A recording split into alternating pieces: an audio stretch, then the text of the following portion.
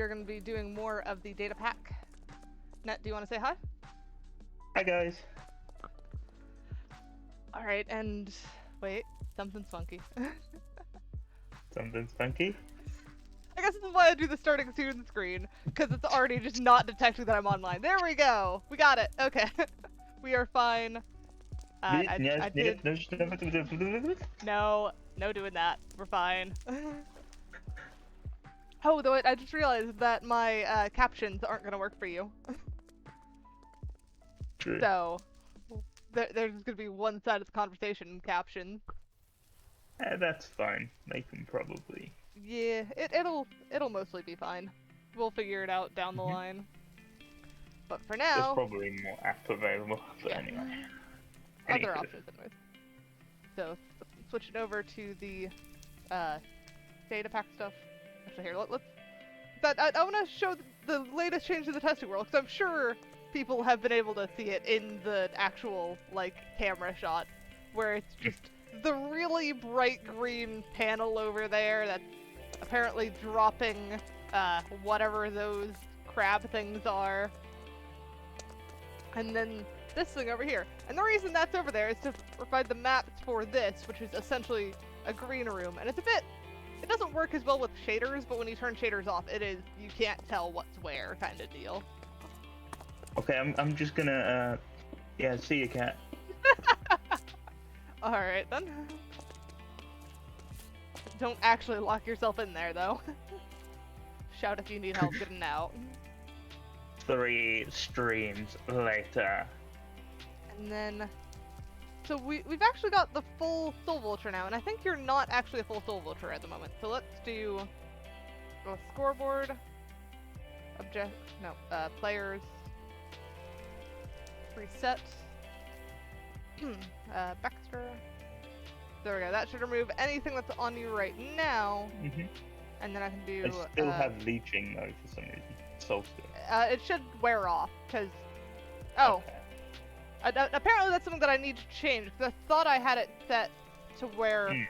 Oh, no, it's because it removes it with the tag, so you don't have the tag right now, so it's kind of confused. Oh, okay. Hang on. Right, let me have to do list. Oh, no, you were a full Soul Vulture for some reason. So remove...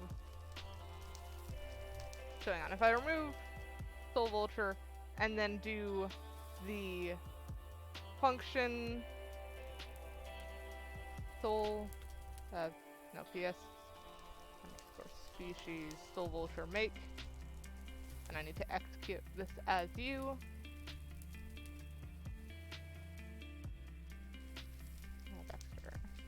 Run function, there we go. There, you should now be a proper Soul Vulture. And then if I do Soul Vulture remove, are you now lacking Soul Steel? No. You still have Soul Steel? Did you give me Soul Steel separately that... It should still remove like, just through Minecraft? Well, let me try, because I'm apparently Soul Vulture too. Okay. So apparently Soul Steel is not on the list of things to update with this whatever. So I'm just gonna make you a Soul Vulture again and let you run around while I try and fix that. Because we were gonna work on the cat today, but bugs happen. So I think I've lost my wings again. I think I keep accidentally clearing my inventory, forgetting that I have elytras because I have them invisible. So let's do execute as Baxter run function ps_a_wings give. There you go. There we go. I've just given you a pair of wings. I'm going to, not hide them this time so I don't keep forgetting that they're on. Fair enough. Alright, and we've got our data pack. Well, I'm not flying up. You're not flying up? Nope, I am not flying up. Okay, guess I'm going back to testing to make sure that the flight still works. Okay, so I still have my wings. Oh. That is definite. Flight is not working. This is so trippy, Cat. I know. I'm trying to figure out what's going on with this. So let's do /scoreboard. Objectives. Set display. Sidebar. PS underscore A underscore winged. Okay, so you were apparently a winged species and I'm not? But I still couldn't fly for some reason. Hang on, let me try making myself a soul vulture again, because that would probably help. Okay, so I'm now a soul vulture. So me not being able to fly was intended. I can fly. I can't. Unless maybe it's automatically putting my wings into the wrong spot. Yeah, that's what it did last time. So I have wings in the they're in your back? Yeah, they're on my cosmetic slot. No, not on your cosmetics. They have to be on your actual chest plate slot. Oops, my bad. Yeah, you have to make sure they're on your chest plate, because it's literally, that's one of the downsides of the soul vulture, is you have the wings as your chest plate. There we go, now it's working. Yeah. And now somehow I have 3 versions of wings in my inventory somehow. Yeah. 4 versions. I don't know. That's not a helpful thing at all. Selling wings? No, I need to look into that at some point, I think. Yeah. Because it shouldn't that be actually duplicating, sounds but morbid. that's more an error with my thing. Well, actually, no, it's not even an error with my thing. It's an error with the data pack. Not the data pack, the mod pack. That's like the cosmetic thing or whatever. Yeah. You know, that actually sounds kind of morbid, selling off like second-hand wings that you've procured from other species, and it's like, do you want some wings? That is morbid. You know, you should implement this green room thing, make it black, and call it a jail. The void jail? I guess that is an option. Yeah, just come back 5 days later and they've completely lost sense of self. Okay. So, what we actually needed was, yeah, a little bit. Where is my PS common effect? Because that's what I'm looking for. We've got common diet. There it is, common effects. So we need the clear, or update effects. And this has a soul steal remove. Where if they've been given soul steal, and do not have the soul steal attribute, it should just remove soul steal. So but for some reason it just keeps it on regardless for some reason. I guess? Switch over to testing. Is it because it's infinite and it's getting confused, or? Well, no, because it... So hang on, if we go this PS soul... What? Hang on, which one was it again? It was...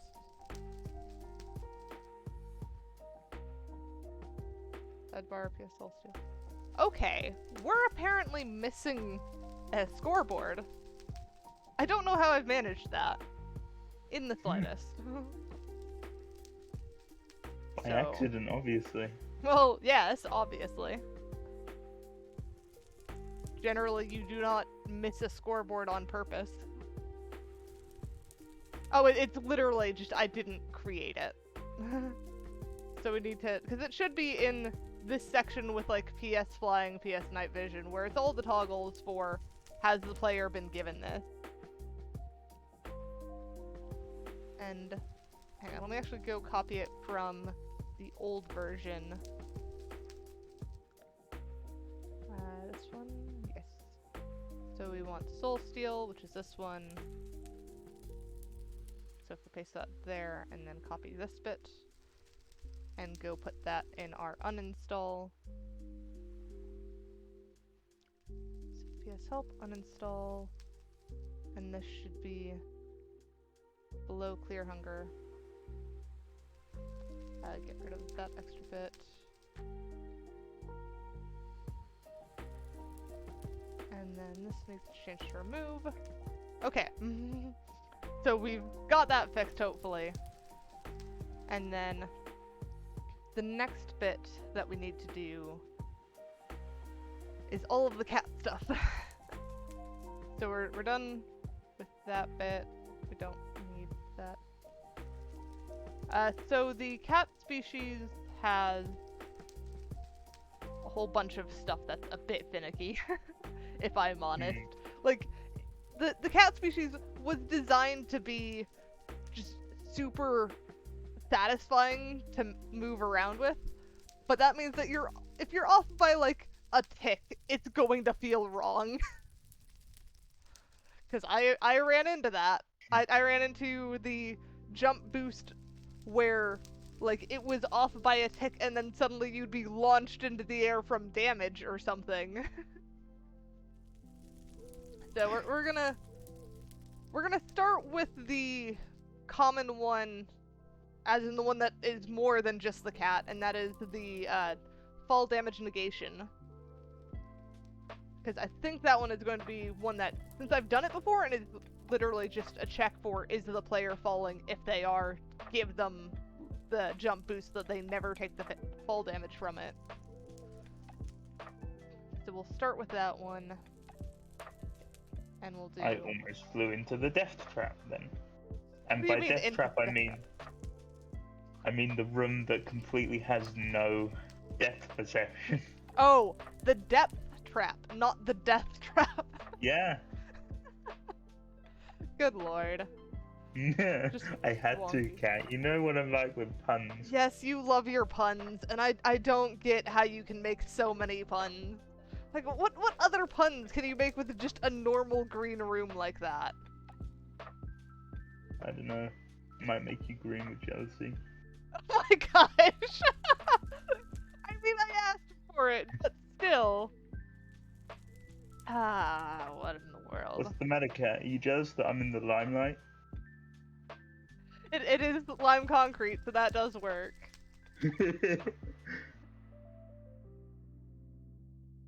Ah, freaking hell, you. I keep trying to think of a pun, and I can't. Because I'm like, I want to pun back, but I can't come up with anything.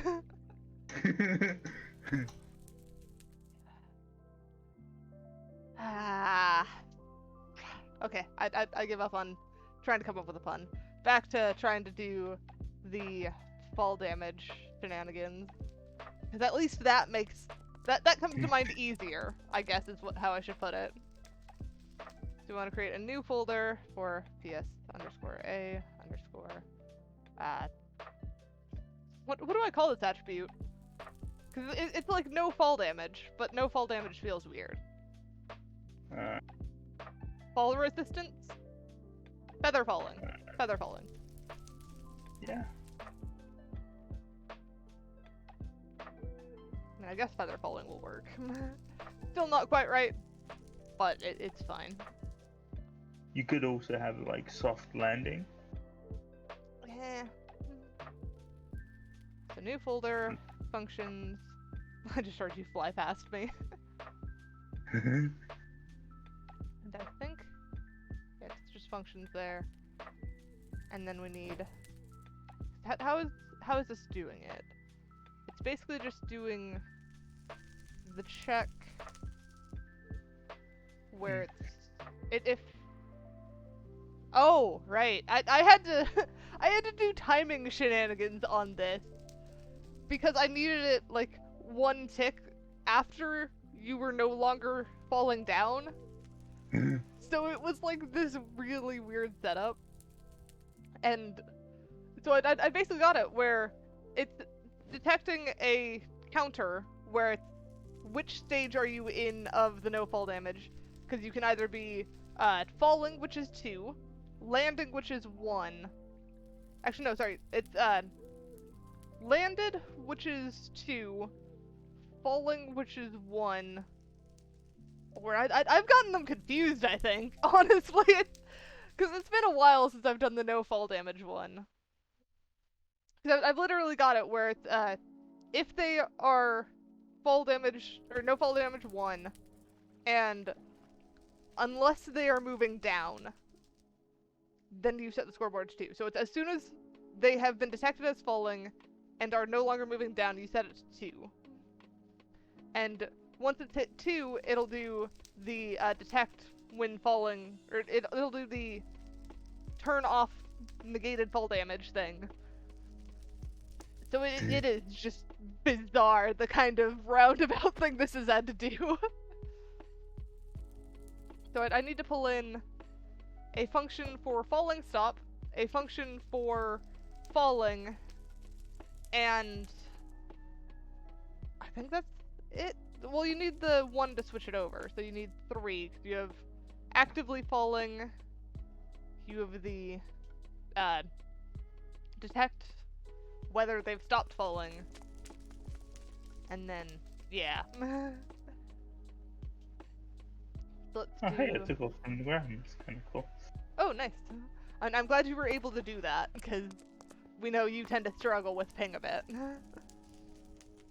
Yeah, although ping's been quite good lately. I've been in the like hundreds instead of the thousands. Like Alright. instead of like 300, it's been 150, for example. Even on the other server too, which is kind of nice. Oh, nice. So we have falling, then we have stop falling, MC function, and then we have detect land, I guess? Yeah. Detect land. And I've already messed up with my thingy because I need to use underscores. Like, it's not, like, anything that's gonna break anything, but it's good to keep the, like, same kind of loadout thing. You want to remain consistent. Okay, there we go. So I've got detect land falling and stop falling. So then cat. This bit here is going to be our detect land bit. So what this is, so we need to add the PS no fall damage, and then we also need to change this to PS underscore A underscore feather falling. And then I'm actually gonna rename the stop falling thing because I used falling stopped previously, so I'll stick with that. Falling underscore stopped. There we go. So we've now got detect land, falling stopped, and falling, and so far only this one is doing it. And I guess I'm gonna switch this. So essentially I've already got a scoreboard named in the code, but I think I'm just gonna rename it to PS feather falling. I can see phantoms being incredibly annoying. What do you mean? When we have player phantoms who can fly around with a fishing rod and just yank you out the sky. Yep. And it turns out, due to constraints of how long I can make a scoreboard, we're going with no fall damage. Like, that's how I decide some of these things. Also, are you trying to hook me? No. I would never think about doing that to one of my friends and purposefully pull them over the edge. I promise. Let me switch back to my testing loadout. I feel like I was not here before. No, you're wrong, and I'm definitely not gaslighting you, Cat. You were standing there the entire time. Alright, well I've moved back to the corner of the fish tank, so I will know if you've lied, and move me again. But what if it's not you that's moving, it's the world that's moving around you? It's Minecraft. It doesn't do that. So that would be a really cool map idea. / Phil. Yeah, pretty much. That would be so weird. Anyways, so we've got... an interesting, like, adventure map premise of, like, moving a world instead of you. So where is cat functions again? Cat functions. So I need to do falling, stopped, So luckily that is actually the entire same loadout, so we don't need to change anything Nice. with that falling stopped bit. And now we just have the falling function. So let's pull up that one from the cat. Oh, talking about moving the world around the plane. Did you ever see the Minecraft adventure map where it was a copy of the Pokemon Game Boy version from start to finish, completely 100% playable? I have not, but I don't doubt that that's possible. They used like thousands of maps to like remember, and they had like memory banks, so it knew where you were, where you've been, and it blew my brain. It's amazing what they were able to do on like the old Game Boy and stuff with the limitations that they had. That's why you're able to do it in Minecraft and stuff, because it's kind of the same amount of limitations. Yeah. There's actually a web app which allows you to make Game Boy ROMs using a game editor that they made, where you can like node-based, like say when you walk here, open this map, and so on and so forth. Huh. And I also learned that the palette is actually limited to like 4 colors. On the Game Boy? Yeah, like the green and the green one. It was limited to 4 colors, so people had to get really creative when making sprites, because go over that 4 color limit and then just everything just like balks. Yeah. It is wonky. Although it's a great brain kind of training challenge thing for art, because like when you're limited to just 4 colors of green. Yeah, limitations do make great art stuff. Oh damn, I flew through the portal! You've ended up in the nether? Yeah. Don't get lost again. It's okay, I'm half hovering in the portal because my head bonked a block. Alright, so we'll add no fall damage to our list of thingies. And then grab this, save that. I can just come back. And then I need to put this in the uninstall. Oh, I guess that's one way to repair my shadows. I figured out how to repair my issues. There we go. And then the main bit we're missing now is that this doesn't actually run, so it's not in the main function yet.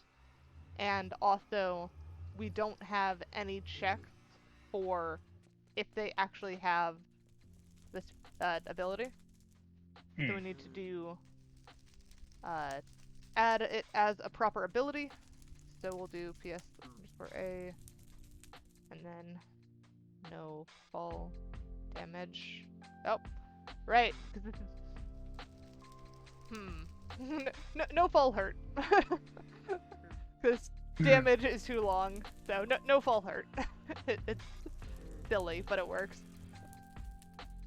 So then, no fall damage is that. And then copy this bit and add this to the uninstall as well. Where did my uninstall go? Hello, Goblin. Oh, that's not the right place for it. It needs to go up here above, or like right below Soul Steel.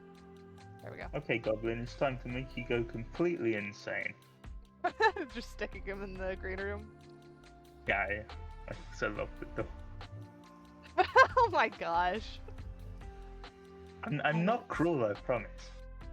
Yeah, I know. She said reluctantly. You know me. Alright, so I need to go to the... Where did it go? No fall damage, here it is.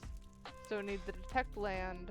So where the scores are PS no fall damage and PS underscore A underscore no capital A underscore no fall hurt is 1 or more, and then comma and that. Okay, so then we can copy this bit, and anywhere we have the check for the no fall damage thingy, we'll just do another check for them also being a species that does not get hurt by falling. And this is only going to hit on those guys, so that one's fine. Falling...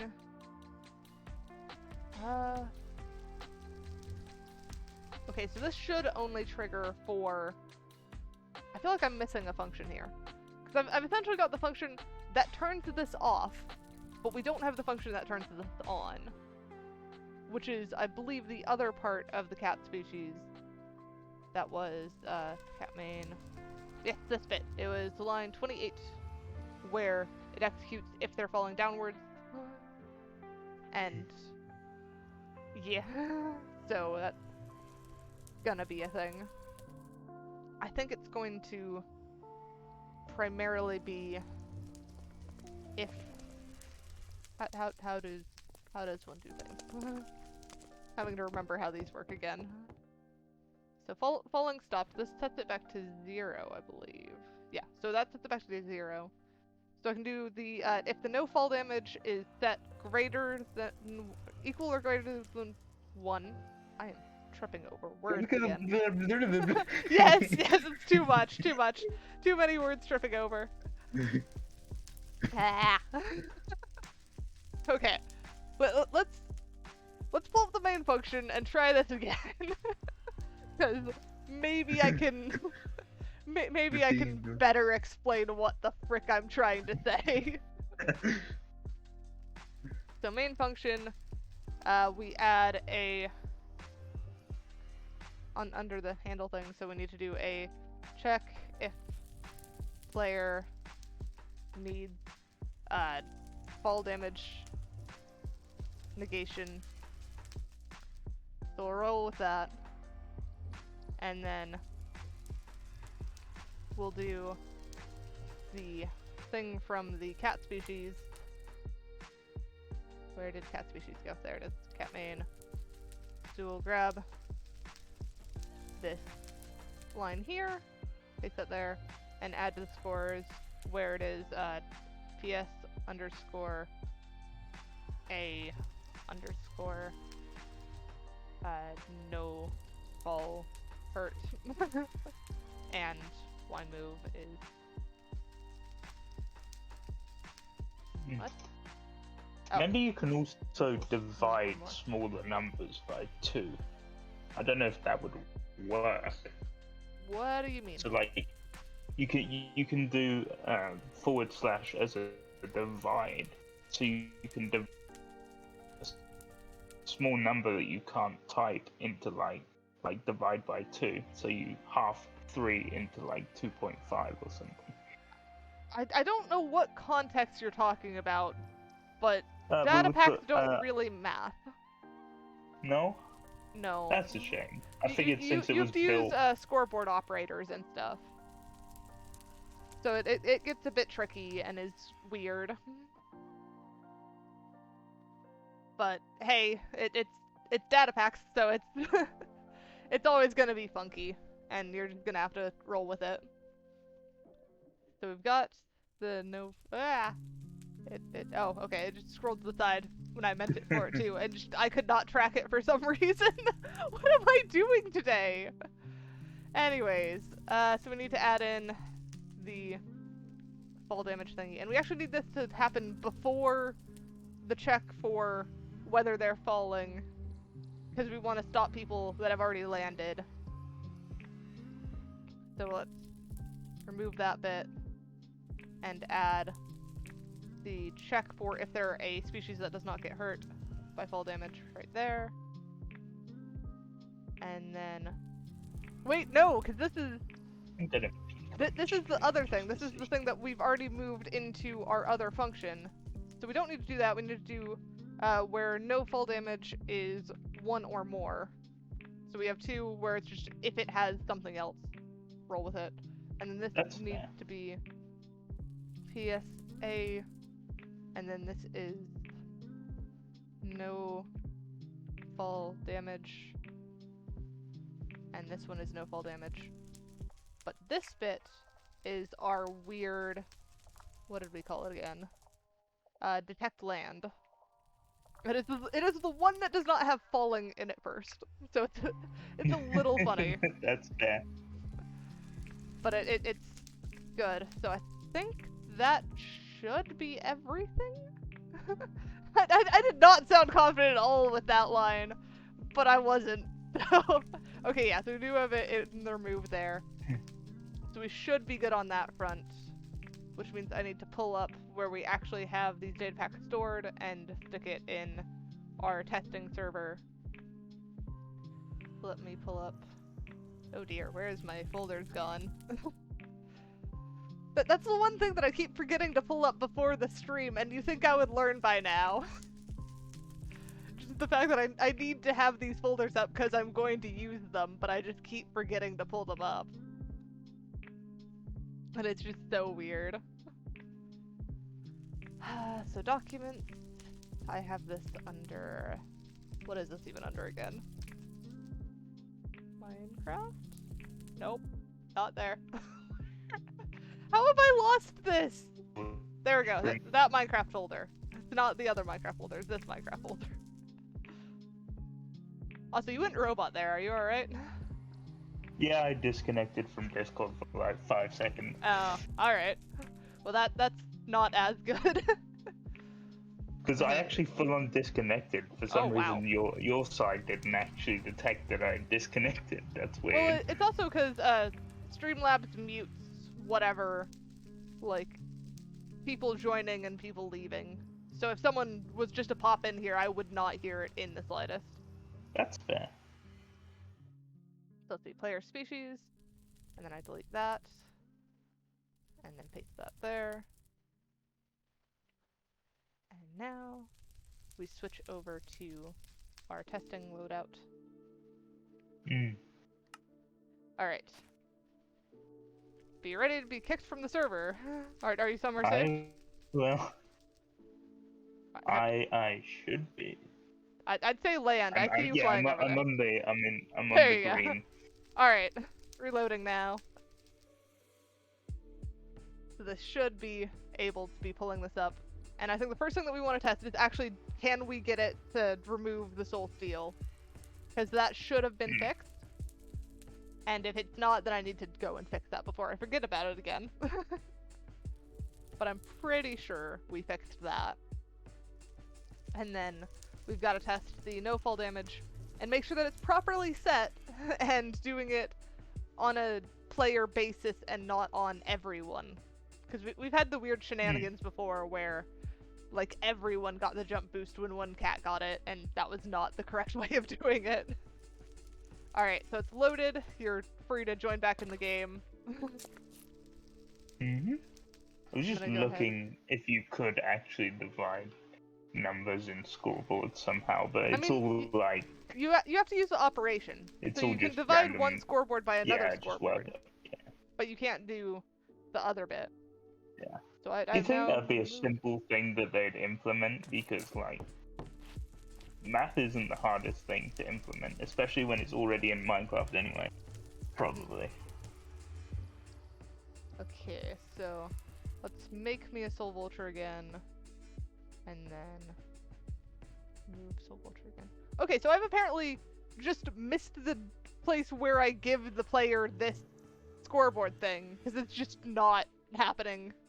So it's still wrong. It's just wrong in a different way, because the scoreboard is now there. But let's test the other scoreboard that we just added, which is the no fall damage. So scoreboards, players, set key to cat, and then we want the no fall damage, or no fall hurt is what it's called. So it's silly. And we'll set that to 1. And then let's go into survival mode. Game mode, survival. There we go. And then let's fly up to this bit. Ah, come on. if I can land it. There we go. Alright, and then we should just be able to jump off here. And it made the fall damage hurt, but I didn't take the damage, so I think we need to double check that.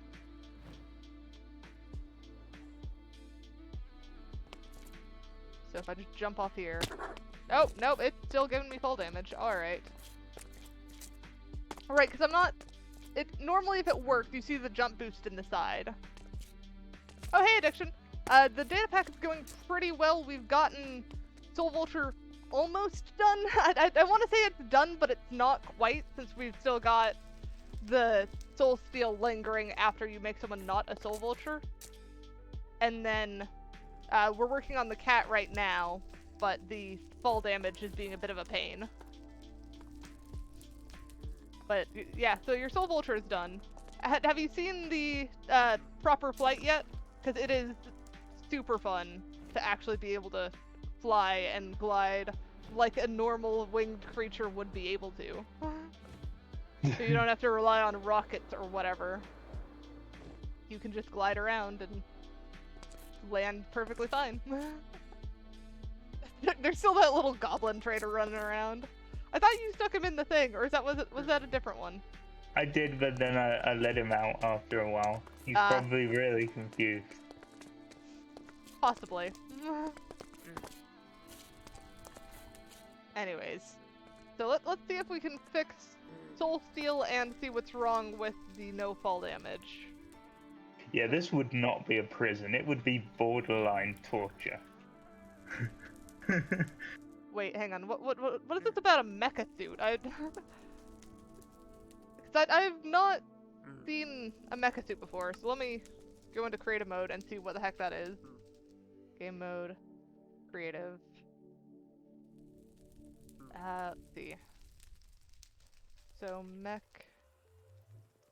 How did you spell M-A-K? Though do you need the chest plate? Because remember, the wings take the slot of the chest plate, and you just don't, like, you're not able to use the wings properly if you have, like, something else as your chest plate. But let's try sticking other pieces. So if you have, like, a full mecha suit except for your wings. I don't know what this does, if I'm honest. How'd you spell it? M-E-K-A? Okay, I don't actually see it in my creative inventory for some reason. Yeah, it's not making it any faster, but I don't know if it's, like, you need the full suit or whatever. Okay, let me try throwing on. Did you put the body armor? The one that has energy in it, or yeah, the one that doesn't? I did the full energy one. Yeah, no, I'm not any faster or anything. Do you need the add-ons for it? Because there are, like, radiation charge, solar recharging jetpack unit. Oh yeah, so here's a jetpack unit. I don't know how to use this. Left shift for installed modules. How do you install a module? I have no idea, but...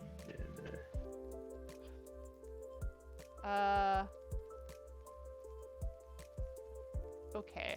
Well, it looks like the jetpack unit can only go on the body armor. Let's see. So if you mix the speed enchantments with Elytra, it makes them faster.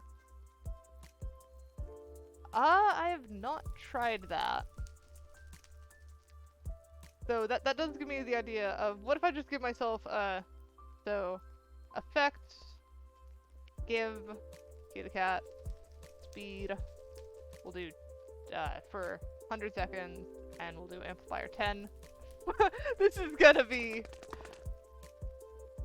Okay, so speed doesn't work, because this is... Or does it? I can't quite tell. This is quite fast. Baxter, am I any faster or not?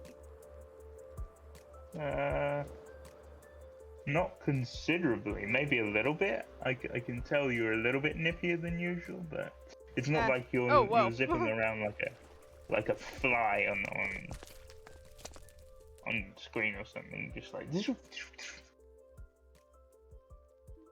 What? How have I... Oh, am I just not even in... I thought I was in Elytra mode. I wasn't. Okay, I need to... Ah.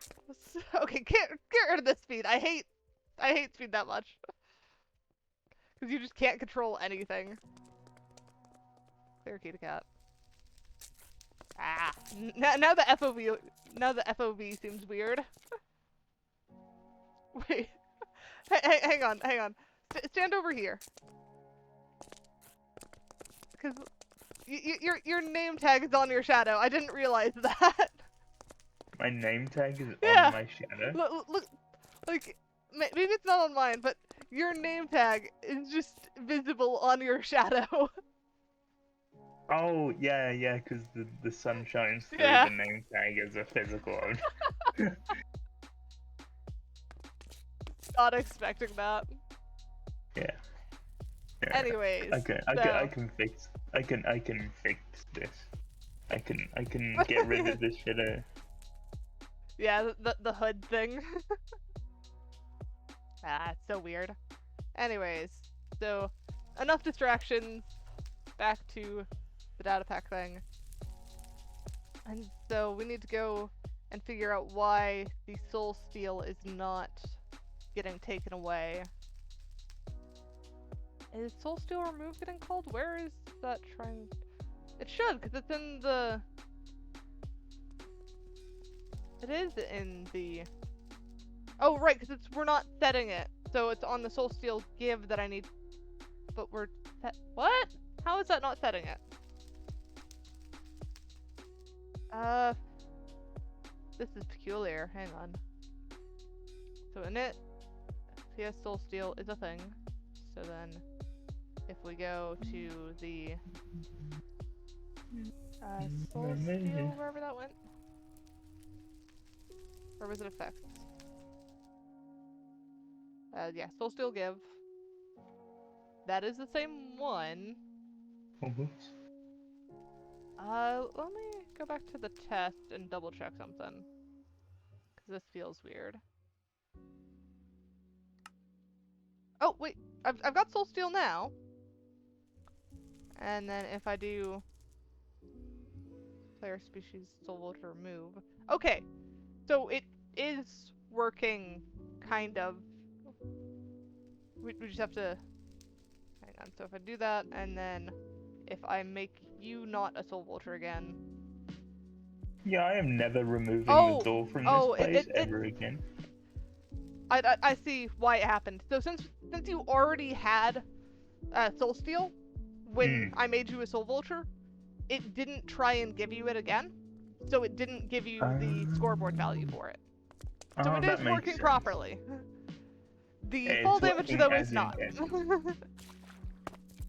Fall damage is definitely not working as intended. So we need to fix that one. And then, so we need to go to, oh, is it because it's trying to check falling and that's not defined somewhere? Or, wait, do I have, hang on, so I can get rid of that. I don't need main function at the moment, I need the init. Do we have the thing that's detecting where their current Y is? We do not, so that's why. So, on the old version, we had something that was recording their current Y coordinate to determine whether they're going up or down. So we need to add that back, because I kind of forgot about it, if I'm honest. So we need the... Right.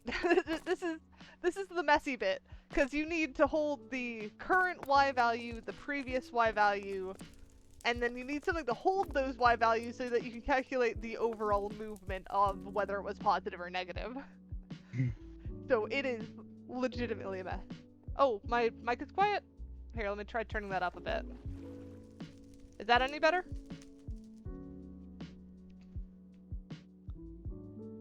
I know I'm just a bit of a quiet person, but I know my mic also does not help that. Tiny bit. There we go. How about that? Let me know if it's still too quiet. If not, you can always fall back to your webcam microphone. True, I could. Ah, good enough. I'll roll with that then. Thanks for letting me know. How are you doing today, Captain Batten? I believe is that how you pronounce that? Because we were just chilling here doing... You were eternally fogging. That is very nice. I wish I was, but I'm sitting here dealing with bugs. But I've done this to myself. Captain. Bappin? What? Okay, I'm just gonna call you Baptin. Is that alright? Oh, Captain Baptin. Okay, I get it now. I get what you meant. Names are weird. No one can pronounce mine half the time. Any permutation is fine. That is good, because everyone calls me Cat for the same reason. Cat Bap. Is the music actually playing in the background? I can't tell. It's kind of paused at the moment, but it should be coming back in. I'm not sure how well it's picking up, though. Kind of quiet. It's fine. Fair enough. So if I go back to our other init and place these inside that, we should be on our way to having the actual thing. My favorite number? My favorite number is actually the number that I'm haunted by, and that's 4. Because I have legitimately been followed by the number 4 before, or at least been convinced that I was followed by the number 4 before. I know, like, it's a single-digit number, so you're going to find it everywhere, but it's to a silly degree of, like, if you start looking for it, it is absolutely everywhere. It is. Which is also kind of one of the reasons why it's funny. But I know I once, like, back when I was really big on the number 4 being, like, everywhere, I stumbled across a meme, and it was, like, some guy standing in front of a class, like, explaining some crazy thing while writing, and then he turned around and, was like, any questions, and the entire board was covered in the number 4, and I was like, it's a sign! And no, it's just a common single-digit number. And yes, I have started streaming.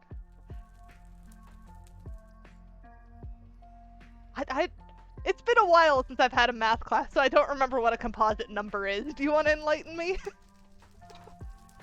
Because I just don't remember. Oh wait, is it like square number? Is it?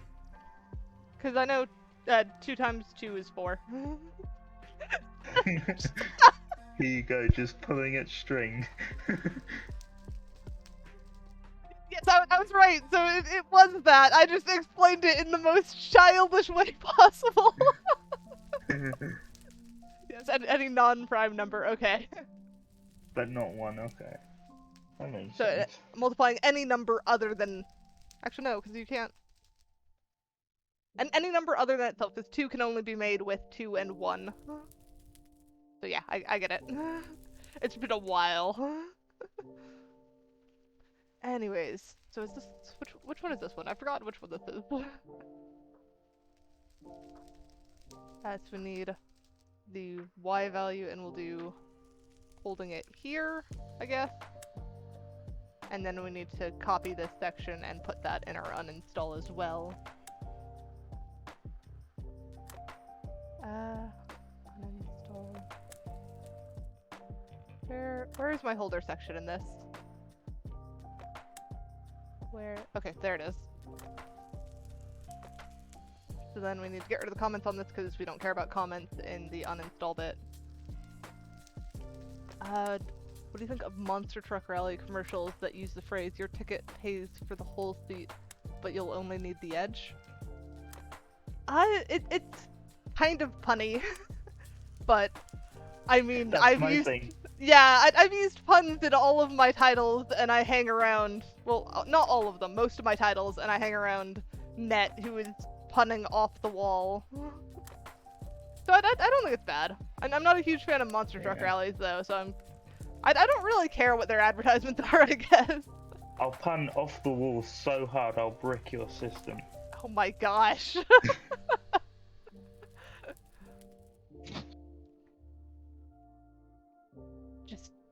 I suppose you're just not another brick in the wall, are you? Not really, but that was kind of poor. Yeah, that one was just using brick again. But at least that one was a song title too as well, I think it was. It's been a while since I've heard it. You can try again in the mortar. Oh my gosh! Makes you think about other Poggers phrases like we could have, but nobody has noticed yet? Oh, about what other poggers phrases we could have, but no one has noticed yet? Yeah, there are a lot of phrases that seem like they could be things, but just haven't caught on yet. And I felt like I just had one in the back of my head, and I can't remember what it was. Undiscovered poggery. I agree. There are definitely phrases out there, and I feel like I've said one before and been like, that should be a common phrase, and then completely forgot it. I've never understood the term poggers. Play of the game. Like that's its origin. I was never in on it when it came out, so everyone just started using the word, and I was just sitting here like, why are all these people behind the times? You have become an old person. You do not get the child slang. Poggers is poggers. Poggers is poggers. Thanks. Though I think one of the things that kind of makes me chuckle is wasn't Pogs an old game that you had like the little plastic discs? I think it was even like before my time. But I find it funny that it's like, it's Poggers, but it also, like, anyone who knows that old game is probably going like, wait, is that game back? Is it back in style? Every single Japanese English streamer I've said Poggers to has been confused by the word Poggers. I mean, I'm not confused by it. Pog is good. I don't get what there's to be confused about. There are more confusing slang out there. Like the ones that get butchered to the point that they don't look like the word that they came from anymore. I think like thought is one of those where if you didn't know its origins, you'd probably be confused because it just like until you said it out loud. Wow, okay, you are popular today, getting all the views I today. am. I'm not quite sure how, but I'll take it. I am happy to have people to talk to. The natural, alluring personality you have. We'll see if my the project that is in the works, not the video one that we're working on, the fancy overlay that is going to be coming once I can get it working. Because this is basically my temporary overlay. This is my overlay for I'm just starting and I need something better than just basic game. So there is an improved overlay coming that I'm excited about. Lots of internet things. I've tripped over words again. Lots of internet slang these days is completely nonsensical. Like she, yeah, I've never encountered that one, so I don't even know what that one is. Wasn't there one of just typing E? Yeah, E was one. And I know how E was used in like Technoblade stuff. I don't know what E was outside of it other than just E being a random letter. Okay, yeah, I have never seen that slang. Nothing about pointing to your elbow. I know I have a bunch of weird slang, and some of it is just random sounds. Like, Net can attest to this, where, like, I won't know what to say, and then just go, or something. And I don't know some of the stuff that I do. And fue is one that I do a lot. What are some other weird ones that I do? Because I'm sure there are other ones that I just don't remember because I've gotten so used to them they're normal. You've got your normal one whenever you start. It's like habba. Oh yes. Laos, like the Laos Panhandle. I could not point to it on a map. I've heard of it. I'm still trying to figure out the correlation between she and your elbow. I don't know that one either. I'm still, like, I think it's one of those things that is, like, happened so much that people don't even remember the origin anymore, because there are a lot like that. And, Yeah. Cambodia? Isn't that somewhere, like, kind of around Turkey, or like somewhere between Turkey and Russia, I think. I could be entirely wrong. I know it. I have played GeoGuessr before, and if it's in Africa, I don't know it. So I'm betting if it's not there, it's in Africa, because I don't know where anything is in Africa, apparently. I'm pretty sure because I am terrible when it comes to those countries.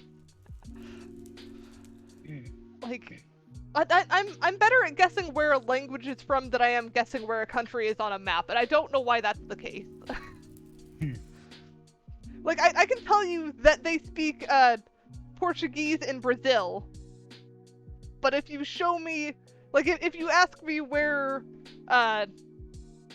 Afghanistan is on a map, I probably could not. Like, I could point in the general area of that one, but I wouldn't know which one it was.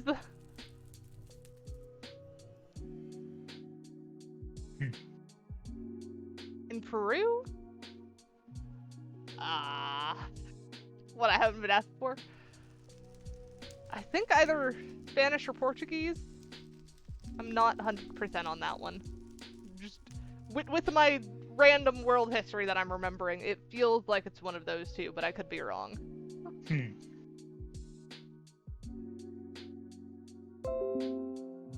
Yeah, so. It's Spanish unless it's Portuguese. Did I just randomly happen to guess, like, the primary language and their secondary language? Because if I did, that's a bit silly. And I know India has a ton of languages. To the point where, like, someone from northern India won't have any clue what someone from southern India is saying. You just don't know yourself? Fair enough. Trying to quiz me on questions you don't know. I'll accept 99% for now. Anyways, so we need to add in the Y movement stuff, which I think is just this section. I mean, you're pretty good at guessing things, Kat. I mean, you guessed what color my shirt is without ever, like, seeing me. I count that as part of my vaguely psychic sometimes. Because I don't know how else I would have gotten that out of every color under the sun, having just guessed the color of all of your shirts. And it was one of the least obvious colors, like grey. Yeah. You guessed it first time. I am guessing your favorite number is 7. Not quite. No, not yours, Captain. Oh. Wrong? Fair enough. I can't see the chat, so I'm just going by what you're saying. Fair. Let's see. 42. Is it 42? I did say I'm only sometimes psychic, and only kind of. So. Not 42? I mean, I think you're gonna have to start giving me a ballpark or something. Of like, it's less than 50 or something. Because for all I know, it could be like 1 million, and it's weird. It's more than 50. See, most people have like favorite numbers that are single or double digits or something. Maybe like 1 million if it's some cultural reference or something. You know, the one thing I hate about since you've been memeing, I'm going to guess that it is either 69 or 420. Because those are the meme numbers.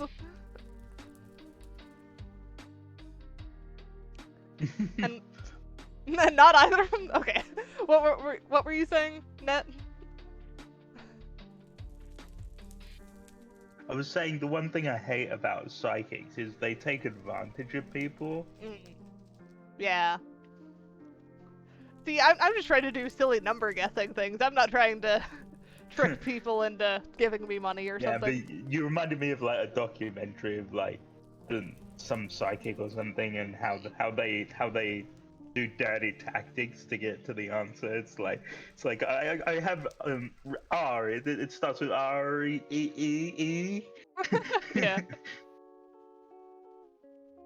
Yeah, see, that's what a proper psychic would do. That's why you can tell that none of the TV psychics are actual psychics, because they don't do anything that's actually useful to them. Yeah, they just play it up. They're actors. And a lot of them, I bet, use social media too. Like they dig up their clients before they actually see them. I know.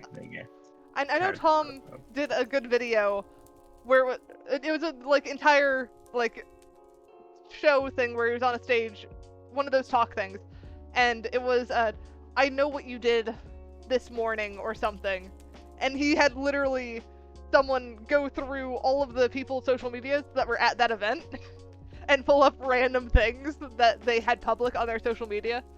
To be like, oh, this person, here's your phone number, and here's where you went to school, and all of this stuff that they just had public, kind of as the awareness of, hey, go set your stuff to private, because this is not good. The one thing that sucks even more than psychics are the ones that pretend they can heal any ailment and take advantage of the disabled and people who have life-changing ailments that they say oh, we can cure that. Look at this disabled person who's not really disabled. Stand up. It's like I'm not sure whether that is better or worse than people who make it look like they can talk to the dead. Because they're both preying on people that are dealing with something. They're preying on people that are doing people that are hurting, whether it's physically or mentally. Yeah, well, let's just all lump them into the scum pile instead. Yeah. They're very scummy. And Bagels, welcome back. Hi, Bagels.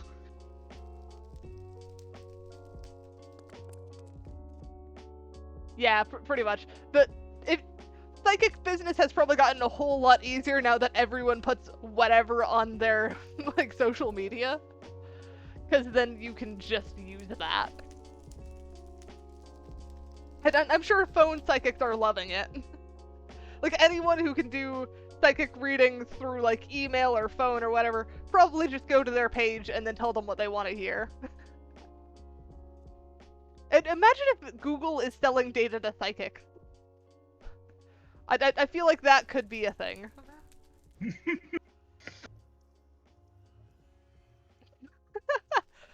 Yet Google knows what you want to buy before you do. that is the kind of data that Google has. I it's remember... kind of scary how big the Google has become. I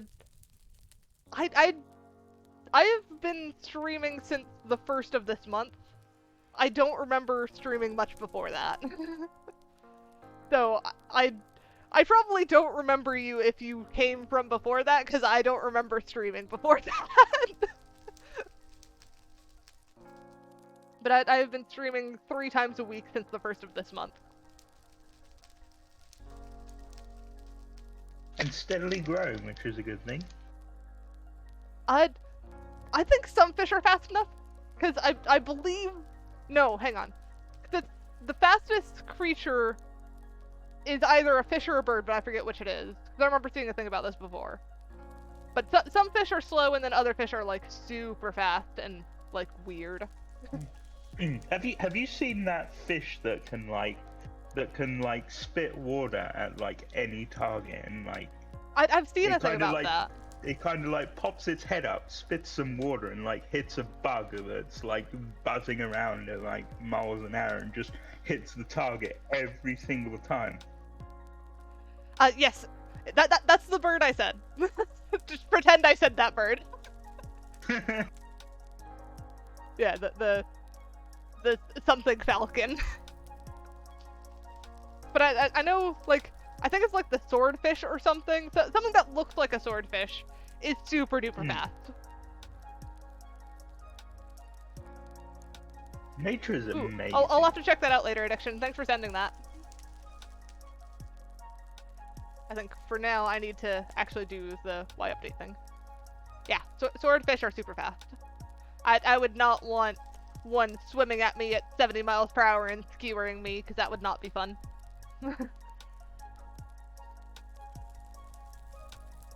Because that sounds scary. It's scarier than like a shark bite.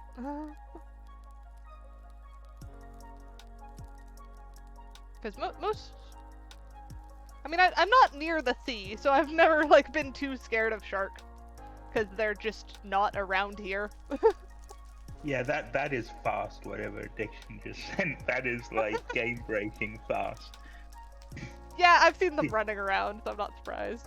He's moving faster than the chunks can load. I mean... Captain is over here talking about swordfish and pale things and maybe it not being anything, but it feels like if you're moving at 70 miles per hour, you don't need to be that sharp to impale something. I have been impaled by a pencil moving slower. So, I think you can be impaled by quite a bit moving at 70 miles per hour. Pencils have been proven to be one of the most dangerous weapons. By what? I think a zombie apocalypse test was done on like using a pencil, and they managed to like pierce like the side of a skull with like a pencil. Yeah, I'm not really surprised. It's probably because it's made of wood. So if swordfish don't stab, what do they do? I mean, surely they like wouldn't stab their prey because then it's kind of like on the end of their thing and they can't really get to it. But surely if there's like a shark or some slash. I mean, I guess that makes sense with sword. So it's less fencing, more actual like long sword type thing. That would be kind of a cool offshoot player race, Cat, for like Merlings. A swordfish? Yeah, have a swordfish variant where like they get a boost to swords underwater or something. I mean, I guess that's a thing. I know a bit about swords, not much. My knowledge of swords has come from my brother taking fencing and a couple of fighting games. That's about it. I'm sure a great sword is heavier than I could handle. That's how much I know about a great sword. And wait, Addiction, who commits war crimes? Because you've just suddenly mentioned war crimes in chat. And they may be light, but I'm a weakling, so it's still probably heavier than me. Oh, wait, so the heavy sword is 2 or 3 kilograms? Compare that to a laptop, then I might have an idea. Swordfish commit war crimes? Alright, I will take your word on it. I've never met a swordfish. I will still give one the benefit of the doubt if I do.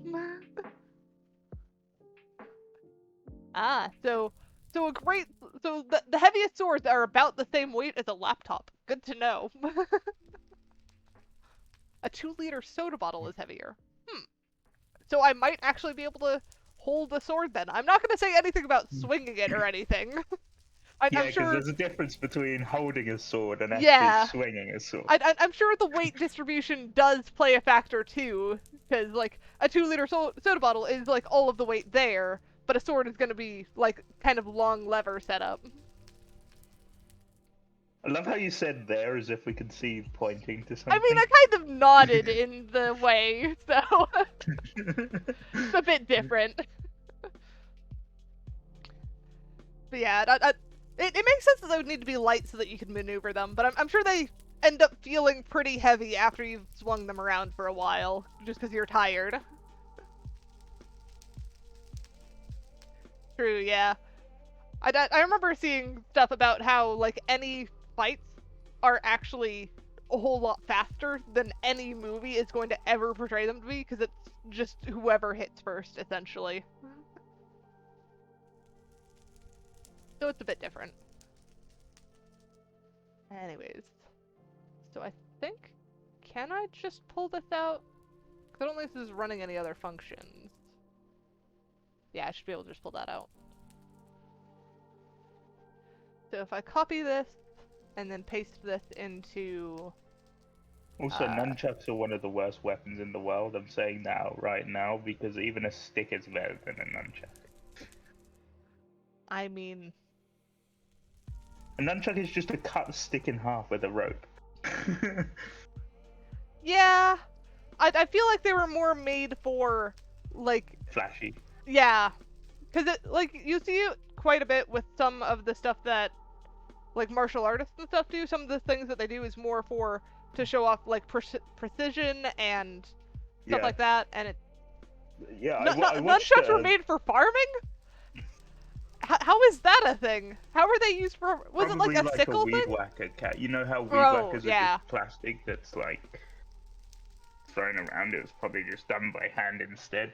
Weed whacker would make sense, kind of. Oh, to strike the ground to prepare it to succeed in. Okay, that's different. That's fair as well. Yeah. Because I was actually watching a debate video on like nunchucks are bad, fight me kind of thing, and then just hordes of nunchuck enthusiasts just came at him like going at him like blah blah blah blah blah, and even when he disputed all of the arguments with like physical actual video footage of him using the weapons, they still worship the nunchucks like it was some I think it's because it's a movie thing. Like, people see it in movies and they're like, that is so cool, and then they try and hold on to it. Even though it's, like, shown in a setting where it would absolutely not work. But I'd sooner just pick up a stick. We'll have to see if the fight me thing translates to, like, just whatever. Because no one's come in to fight me about rather being a dog than a cat. Everyone's just kind of not said anything about it. Yeah. Oh, it was for hitting the plant to release the seed. So kind of like a weed whacker, but for a different purpose. Yeah. It was purposefully sending seeds, okay. Yeah.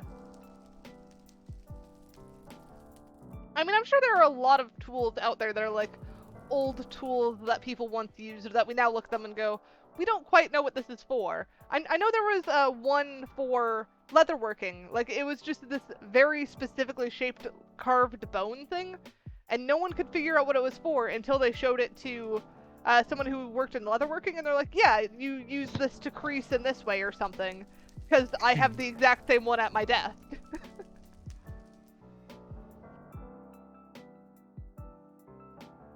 So yeah. I'm sure there are all sorts of weird tools. No, I suppose you could do the same. You could say the same about coding. If you went and looked at like Cobalt or something, you'd be like, I don't know what this is for. If you like hadn't already known it. Fertilization and stuff, and how plants naturally spread their seeds is actually amazing. Like they have create like level mechanisms built into their leaves and systems, and it's kind of amazing how they like fling seeds across the And I'm not sure hackers are the most talented. They certainly have a different skill set, but there is a lot that you can do in like hacking and getting into things that you shouldn't be able to, just because people don't know what they're doing when they set it up.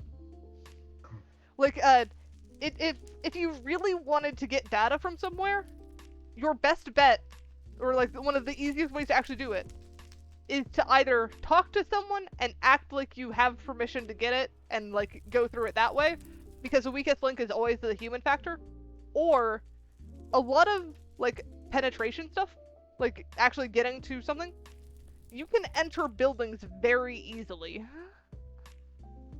Yeah, social engineering is one of their strongest tools. Like, you can just pretend to be one of them and nobody will bat an eye in most cases. But even beyond that, like, I know there are, like, banks and stuff that you can get into with, like, the little call boxes that they have on the outside and whatever.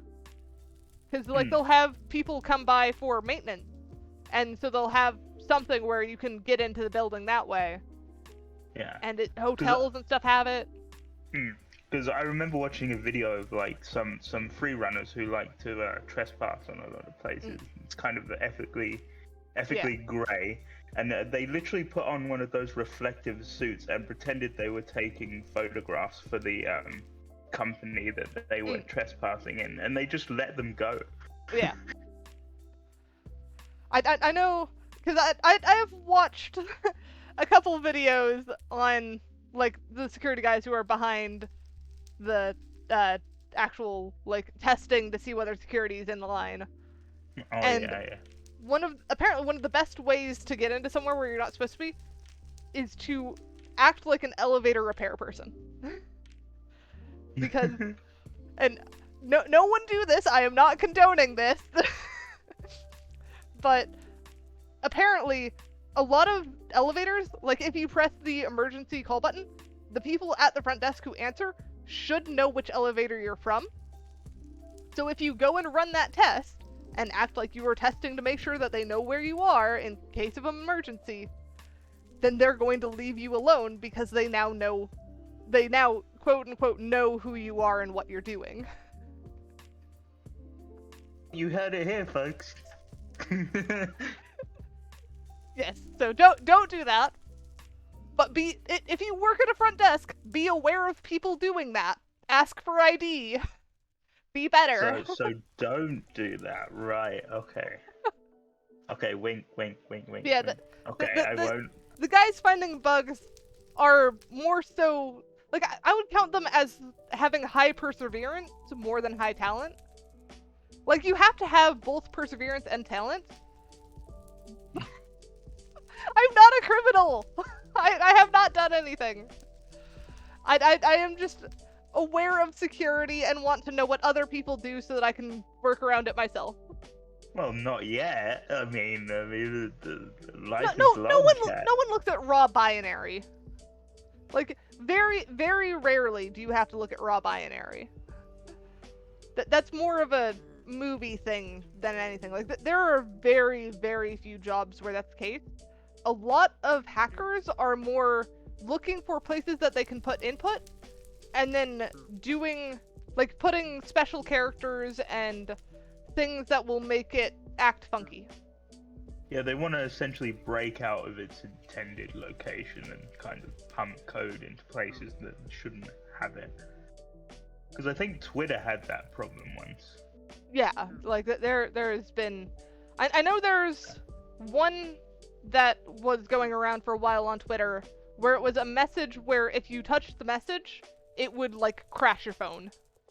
And the way they did that was by having thousands of, like, zero-width characters, and then it would try and determine where you had clicked and just break.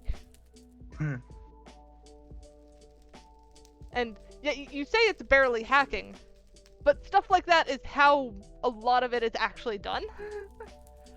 Like, yeah, movies make it up to be so amazing, but it's really just looking at a black screen and a bunch of text. It's determining security failures and stuff like that, and a big security failure that is around is SQL injections. So there are definitely a lot of other ways to do it, and a lot more complicated ones. But in the end, if a hacker can find an easy solution, they're going to use the easy solution. That's why you're going to very rarely have anyone deal with binary. Anyway, Kat, it's getting late for me, so I'm gonna head off here. Alright. Go sleep well. Yep, you Yeah, too. Have a nice stream. I've not heard of Pegasus spyware specifically.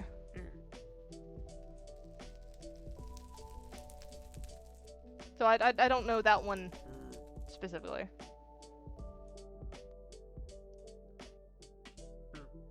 I was a computer science major, but I never really got fully into the cybersecurity side of it because I just didn't want to go into security. It's a lot of math.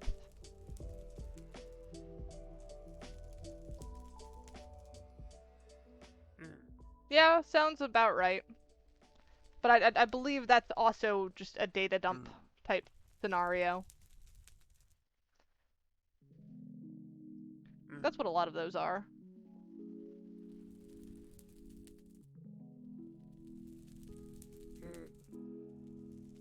Huh. Yeah, a lot of that stuff where, like, it can happen without you knowing is why I just kind of assume that all of my stuff is already out there. Because if I function like my data has already been taken, than you've already prepared. Even though I know I am definitely not high profile enough for anyone to care about doing any of that. If someone tries to steal my data, they've got, what, a Minecraft Datapack? Yeah. Plus there's, like, all of the, like, because one of the main ones is, like, credit card numbers. You've given those to so many companies, who knows how many of them have gotten it leaked without it getting out to the public. So it's just kind of assume it's already out there and make sure you keep an eye on your stuff. Anyways, so I need common, there should be a common position one, because I've got common armor, common diet, common effects, common location. There's the one I was looking for. So this one needs to add in the update store Y coordinate.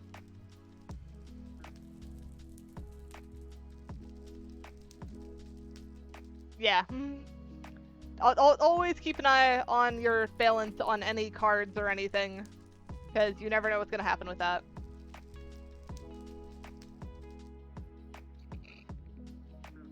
Yeah. I always make sure to review my transactions regularly to make sure that there's nothing funky in there. Though I know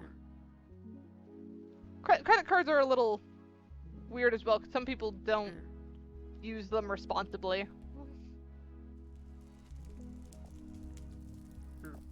But hey, that's other people.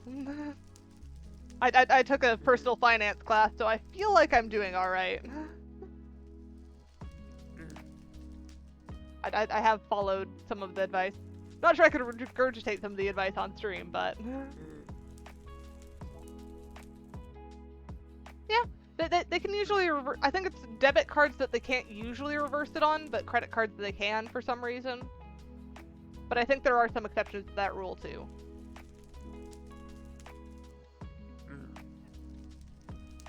So it's a little weird. Ah, my voice is doing weird. Voice cracked. Ah. Okay. Got water. Then I need to add the update Y coordinate to the main function thingy.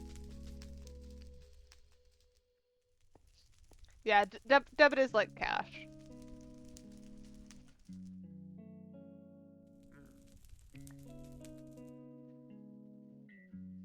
It's actually quite weird how much credit passes through, like, so many different hands. Because it's not just like you swipe the card and the store tells the bank. It's the store tells... well, it's the store has the equipment which tells the processor, which might be an entirely separate thing, which then tells the bank. And it's all weird scenarios.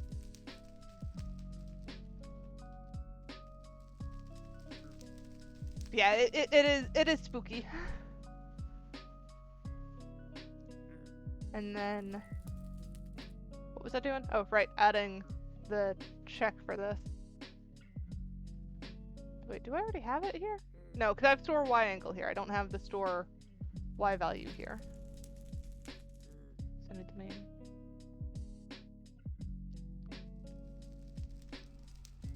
Credit can be taken out on credit recursively so vastly, but not infinitely increase the apparent money supply.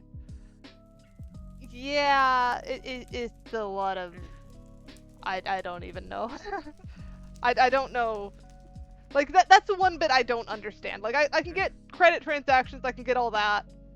But then you get into the, like, actual proper loans and credit like that, and you've lost me kind of deal.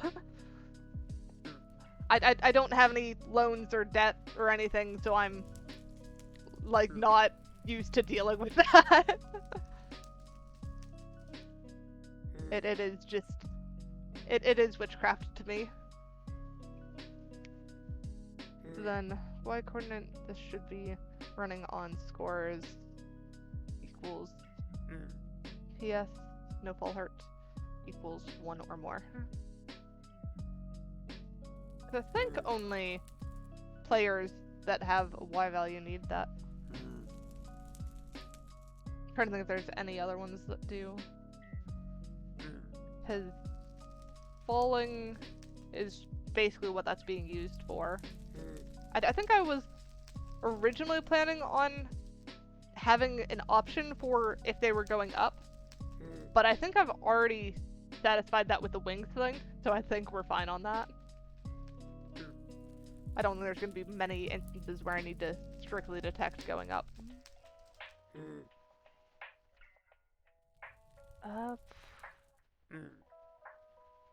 You know what? No, let's just remove this and do it for everyone. Actually, no, I can remove it later if we need to. So that'll work for now. And I think it needs to be PS common underscore location. Save that. Then I can close that. And this doesn't have any other specifications. So I think that should be good. So we'll go ahead and update the data pack again. This one. So delete that. That over. Okay. And then so many windows. There we go. Sorry, load. But yeah, credit is spooky. And I say that despite having 2 credit cards, but one is strictly for like auto pay stuff. So things like subscriptions and whatever. Just because it's such a pain to redo those if you lose one credit card thing. Take out a 100,000 loan backed by your 110,000 house, then use that 1,000 loan to buy a house, and take out a loan on that house for 9 to 1,000. Use that. Okay, that is. I can't follow. It is just recursive and annoying. Okay, so that's not seeming to work. Maybe it's because I need to do the thing. Hang on. So let's. Where is the scoreboard objective side? Not soul steel. We need the Y move. Okay, so I do have the Y movement. So that should be working now. Yeah, that is a lot of assets. I don't know how you pay that off. And I don't like being in debt, so I'm not gonna do that. Has my music stopped again? It has. Because I didn't have it on loop. There we go. Music is back. You pay it off by selling it after the market goes up. See, that just sounds like gambling with extra steps.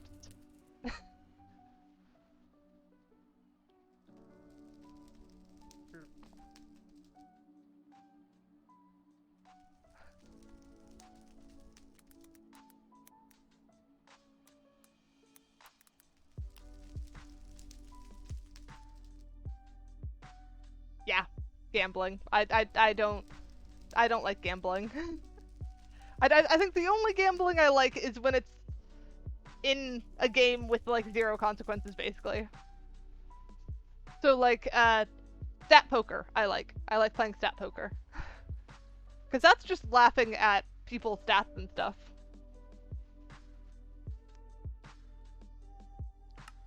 Because who has pressed or who has like set off a note block 800 times?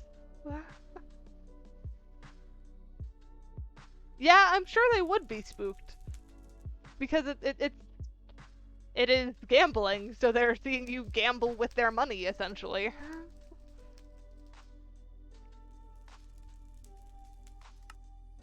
Yeah, I'm sure banks talk to each other. So I still can't quite tell what's going on with this Y movement thing. Sidebar. Do I have my no fall correct? My no fall hurt. Yeah, so that's on. Uh, which one is it not running then?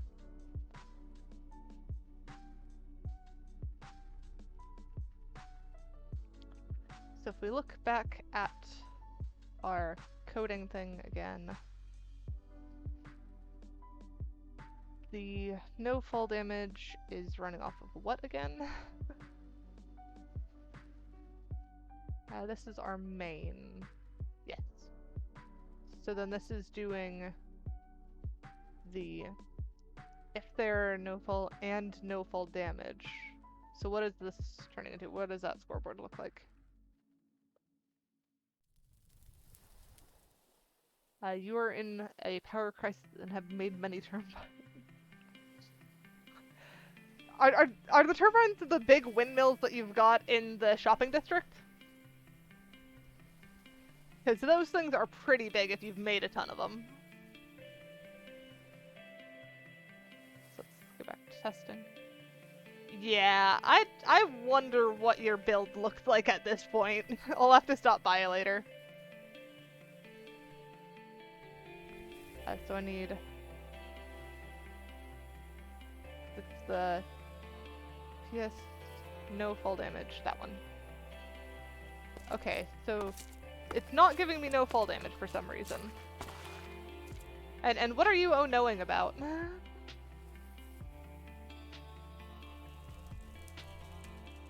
Cause I don't know what you're oh-knowing about.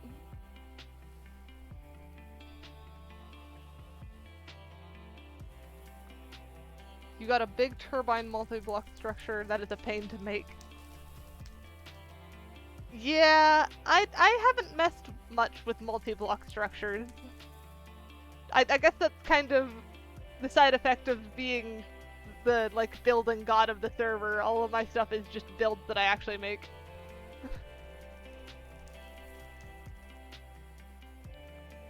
Anyways, so where is this getting set? Do I have that properly being set in function falling? I should probably check if falling is even being called. Where is my no fall damage? Falling.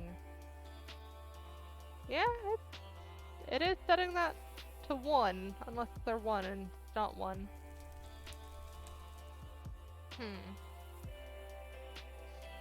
Surely it's not even getting to this point, so something is going wrong with this. But why move is hitting -1? Unless it still thinks that I don't have that for some reason.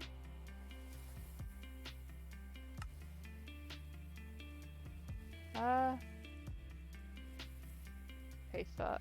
No, I have that. And then... yeah, so it's not giving me no fall damage. And Y move is indeed going negative. So what am I missing here?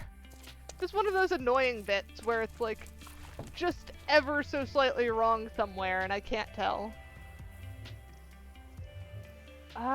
Oh, I think I have an idea of what it might be. Because this tends to happen whenever I get a function like this bit wrong. Or like the function name ever so slightly misspelled. So ps_a_ no fall damage, no caps. And then it is falling 2 L's. Yeah, no, that's all the same.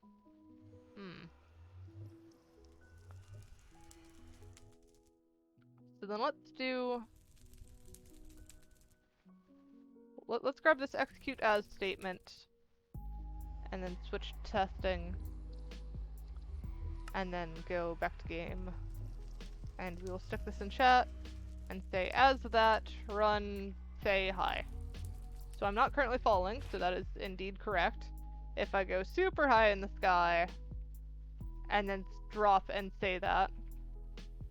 Okay, so it does detect that I'm falling. So that... nope. Okay. It had to catch up for a second. So that statement that we have is correct. I guess let's try calling this function. So if we just copy this run function thing, we should be able to do a check. So if we do the run, that bit. Okay, so it's not... Oh, right. Silly me. You don't start with a run here. You just do function. Okay, so that indeed ran. that is... What? So I've got the select working.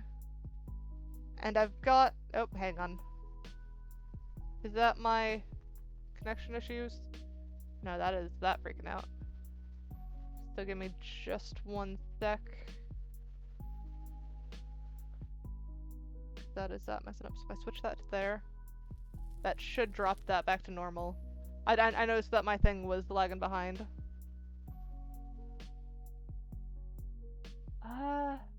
Oh, looks like it's Minecraft eating everything, actually. I guess that's what I get for shaders. But it's dropped down to manageable levels now, so GPU should be fine now. Anyways. So now that that is in place, let's see about the other shenanigans. What is this messing up? So let's just try, out of curiosity, copying this entire thing, going super high in the sky, so that I can paste it in time. So if I do that, and then do, and want to get rid of all this stuff.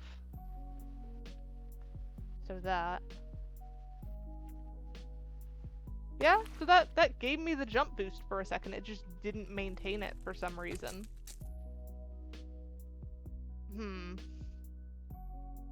That is peculiar. What could I be missing? Is it removing it, or is it... This is weird. I might have to switch over to some other part of this and come back to this later.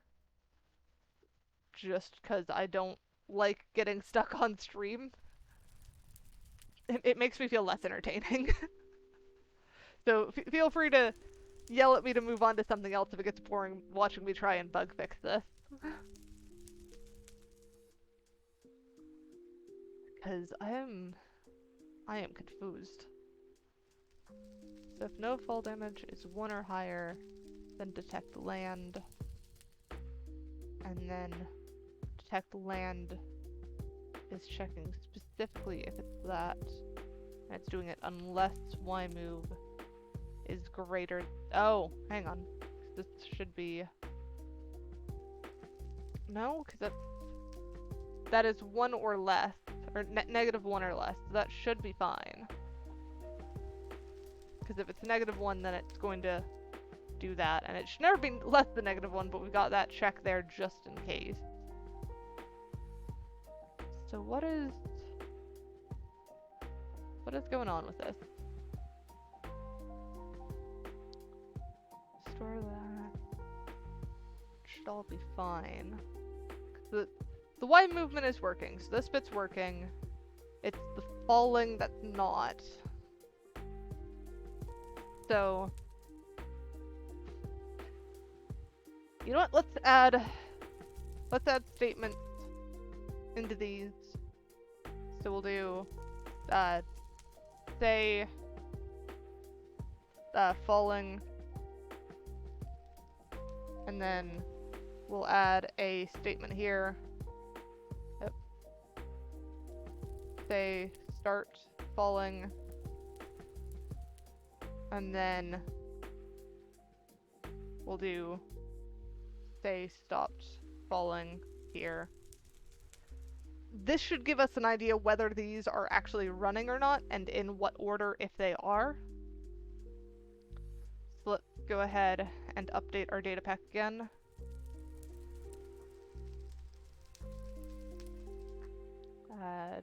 Delete that.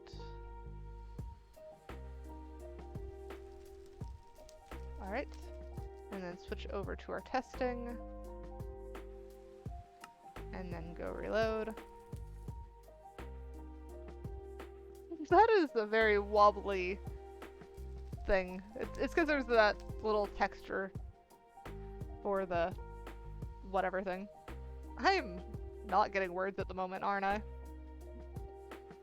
Raindrop on the screen are the two words that I was aiming for, I think, there. Such words. I almost said such wow there. I'm not going full Doge. Just be a cat, not a dog.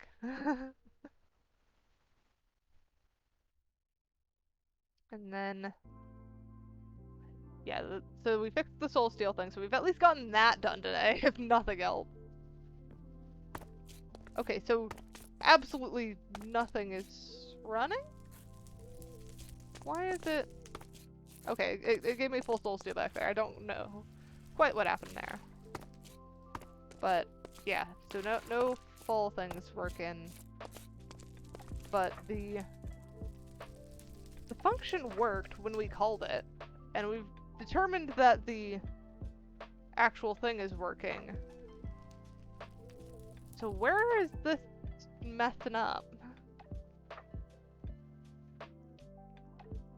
Because we've checked... so that's the init. We don't care about the init at the moment. Don't care about the uninstall at the moment. Main is what I was looking for. And this is the 1.1.0, so this is the revision one. And we've got the execute as s, where it's that run function falling. So why is that not triggering? Oh! I am a dumb! These should be at A, not at S. I have done this many a time. So save that. And then let's reload that. That at A, at S shenanigans. So many times. That is exactly the same issue that caused it. That caused everyone to get the jump boost when only a specific cat should have. Do you think I would know to look for that by now?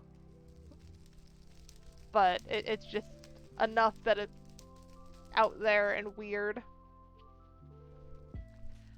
So I don't know. I'll have to put like a sticky note on my monitor or something where it's like, have you checked the at A, at S? Because it's half the time it's that. And it's just dumb and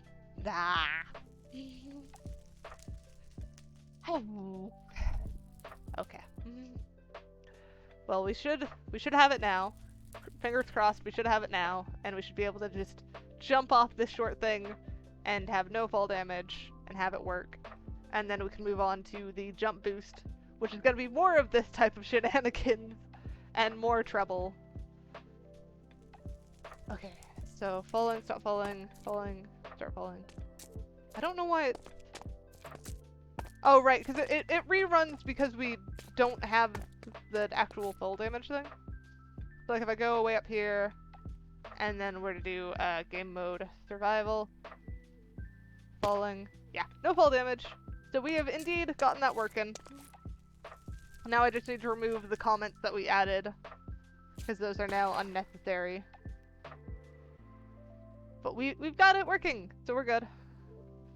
So oh, and I forgot to change my loadout, but that's why I've made sure to have both screens visible for you guys, because I will occasionally forget.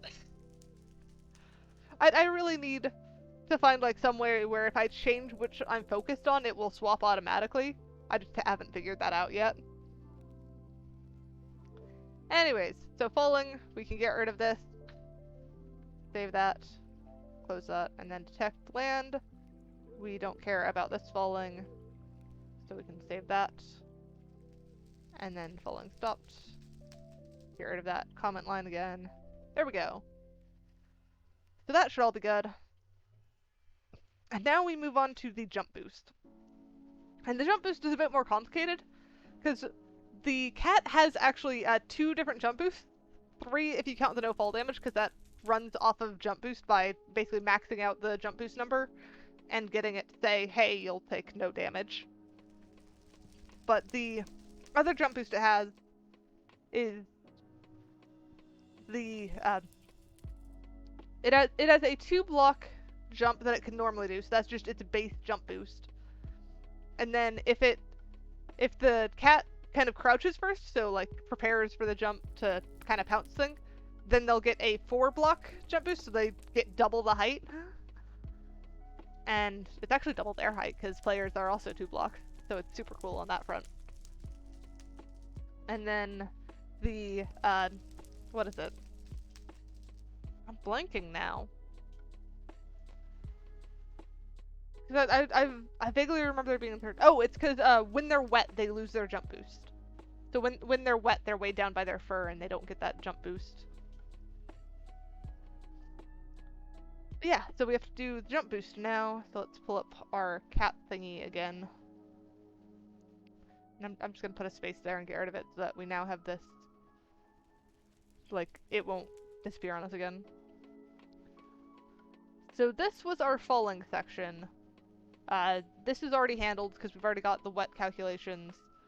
We still have invisibility to handle. So, cats see invisible things as, like, shadows that move around. So that's one that we'll have to do still. But I think we're going to do jump boost next, which I believe is this bit. So our old way of doing it was, if they don't have jump boost, and they are not wet, then give them jump boost. And if they are sneaking, and unless they are wet, then give them the extra strong jump boost. So for this, one thing I need to figure out is how are we defining this attribute? Because I don't imagine cats are going to be the only creatures with jump boost, but they might be the only ones that have the crouch power-up to their jump boost. So I think I'm going to have to give a attribute for both of them. So there's the 2-block jump and then the 4-block jump. But it's still a little iffy on my side, because it's such a specific thing. I think I'm just gonna name it cat jump boost and lump them both together, and if something jumps like a cat, it'll have it. And then maybe I'll make like a bunny jump boost or something later where it's a different kind. But it is definitely quirky and weird. So let's go ahead and make the cat jump boost thingy. So if we go data, new folder, ps_a_cat jump is what we'll call it. And then we need to make a functions folder. And then we essentially need, oh, where did that scroll us to? I guess it scrolled us up, because we're somewhere, yeah, here we go. So we need to right click there, new file, and this will be the cat jump.mc function. And I think, in theory, we should be able to grab this bit. Yep, hang on. Grab that comment line too. There we go. Put that in there. And then this now needs to be ps common _effects. Because that's how we're renaming things here. And then this is going to be ps common, again, common _effects. And then, do we have sneaking somewhere? I'm pretty sure we have a sneaking check somewhere. I need to remember which common it's under. Not under location. Is it under status? Status functions, update stored crouched, predicate. Yeah, so it's under common status. Don't ask me why sneaking is a status, it just is apparently. So we now have those renamed. And we have wet is already established, so that's fine. Let's actually go into our PS common effect to double check that we do indeed have the jump boost give. We do not. I am glad I checked that. And then while we're here, let's check if we have the predicate for jump boost. Yes, we do. Okay. So this one is fine, this one is not. But that should be a very simple fix, since we just need to scroll up to our old version and then take the jump boost give and jump boost remove. So if we copy both of those and then paste them in our functions folder for our effect, that should now be fixed. And let's see if either of these... Yeah, so this one needs a fix, because this one is checking if they're a cat and then giving them that effect. Otherwise, it is just marking that they have jump boost for some reason. So I think this was my way of getting around the what if they're a different type of thing. But if we're doing... I think we don't even need this. Because if we're running the give jump boost, then we want to give them infinite jump boost until we remove it. Otherwise, we would just do the effect give however long we want to give it to them. So this bit should be fine. And then... So we've got PS jumps higher. I think we need to add that back, because I don't think we have that in this one. But for now, let's save that, and then go to this one and double check that this is fine. Yeah, so that's just resetting those. So we need to go to our init for this, and take the jumps higher one. Where is jumps higher? There it is. Jumps higher, so this is just working as the toggle to mark that they've been given the jump boost. And we need to place that in our new init, because I do believe we don't have that. Yes, we do not. And then from here we'll copy this bit, save that, and then go to our uninstall and make sure that everything that we're putting in place is also in the uninstall. Because I don't want to leave the player with any extra scoreboards should they choose to remove the player species. And then from there, we should be good on that. What was the other thing I needed to do? Oh, I need to actually add the add and remove to the effect update. This update effects. Because I'm pretty sure we need the jump boost in here, and it should be in the old version. So if we go back to our old common folder, functions, update effects, this one. Yes, clear jump boost. So we copy that bit, and then we want to stick that there, and update this to common underscore effect, because we just added clear jump boost. Actually, did we just add that one, or did we add the... Yeah, so we added jump boost remove, so we need to go grab clear jump boost as well. Let's track down wherever... Wait, what? Functions... I don't see a clear jump boost. What was this calling? This is peculiar. Oh, there it is. Okay, I'm just blind. It was literally in the common one, not in the common effects one. But we need to paste this in our common effects folder. And this needs to be PS common underscore effects. And this needs to be where score scores equals PS underscore A underscore cat jump. Oh, I haven't even made the scoreboard for this. So I guess we'll fill this in, and that equals 1 or more. And then we need to go add this to our scoreboard. But we will add the scores equals PS, that thing again, equals 1 or more.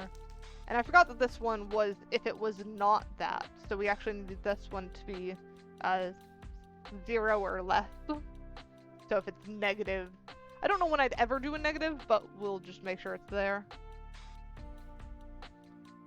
So as that, and we'll add the PS wet is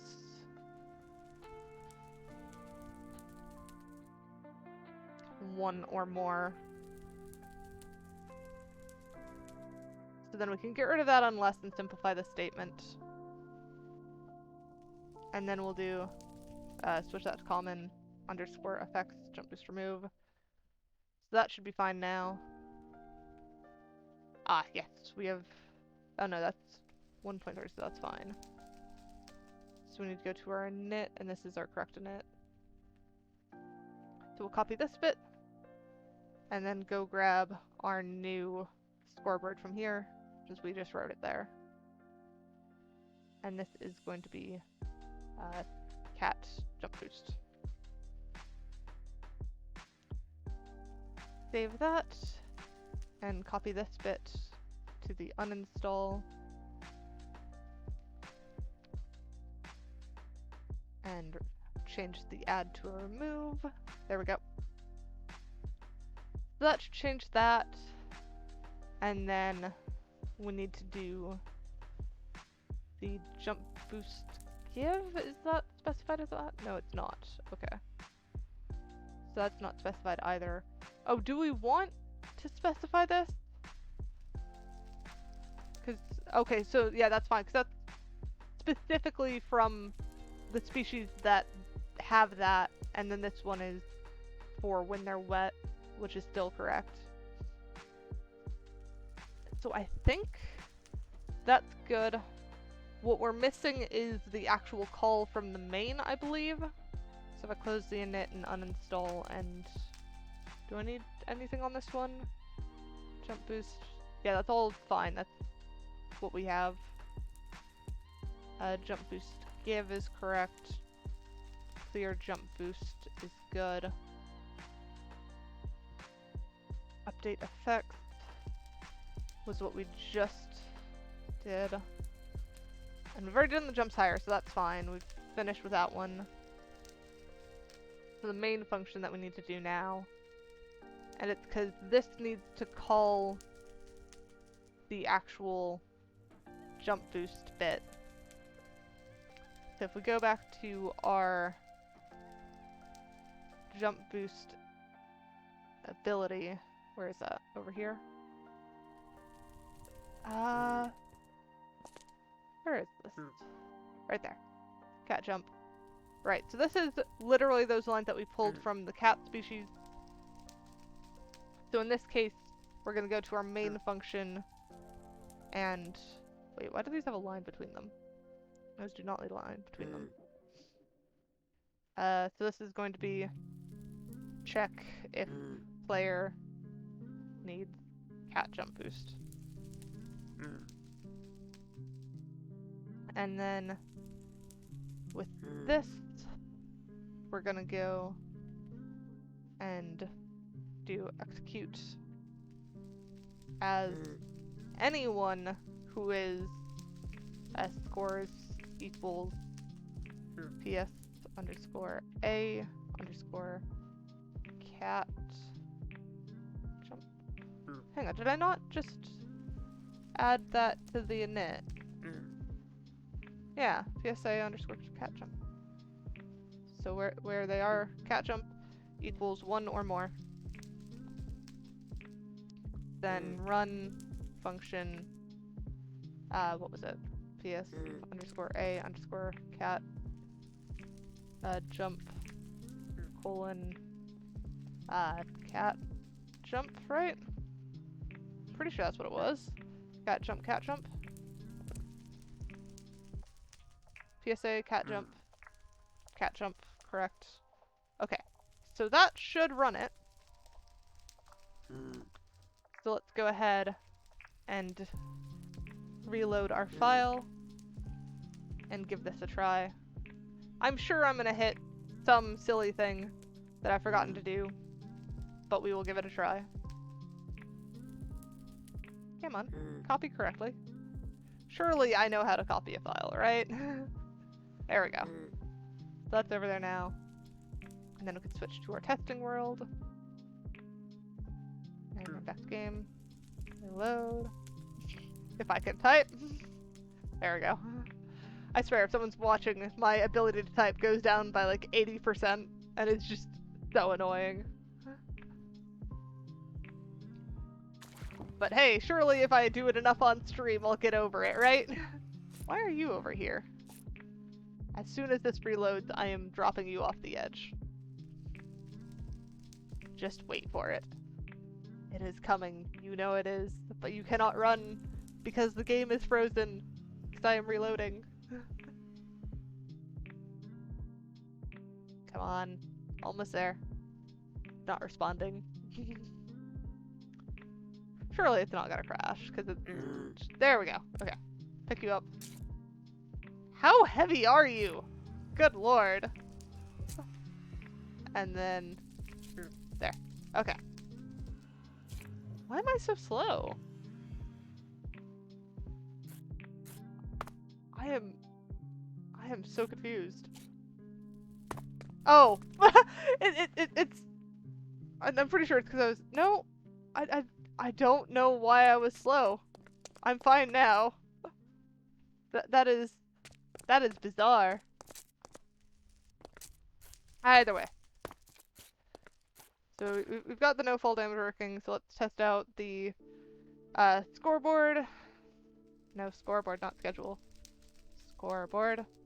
Layers. Set. Key to cat. PS underscore A underscore cat jump equals as 1. Okay, so now I've got a base jump boost, and I get the normal fall damage, or normal no fall damage crouch, and I get 4. Great!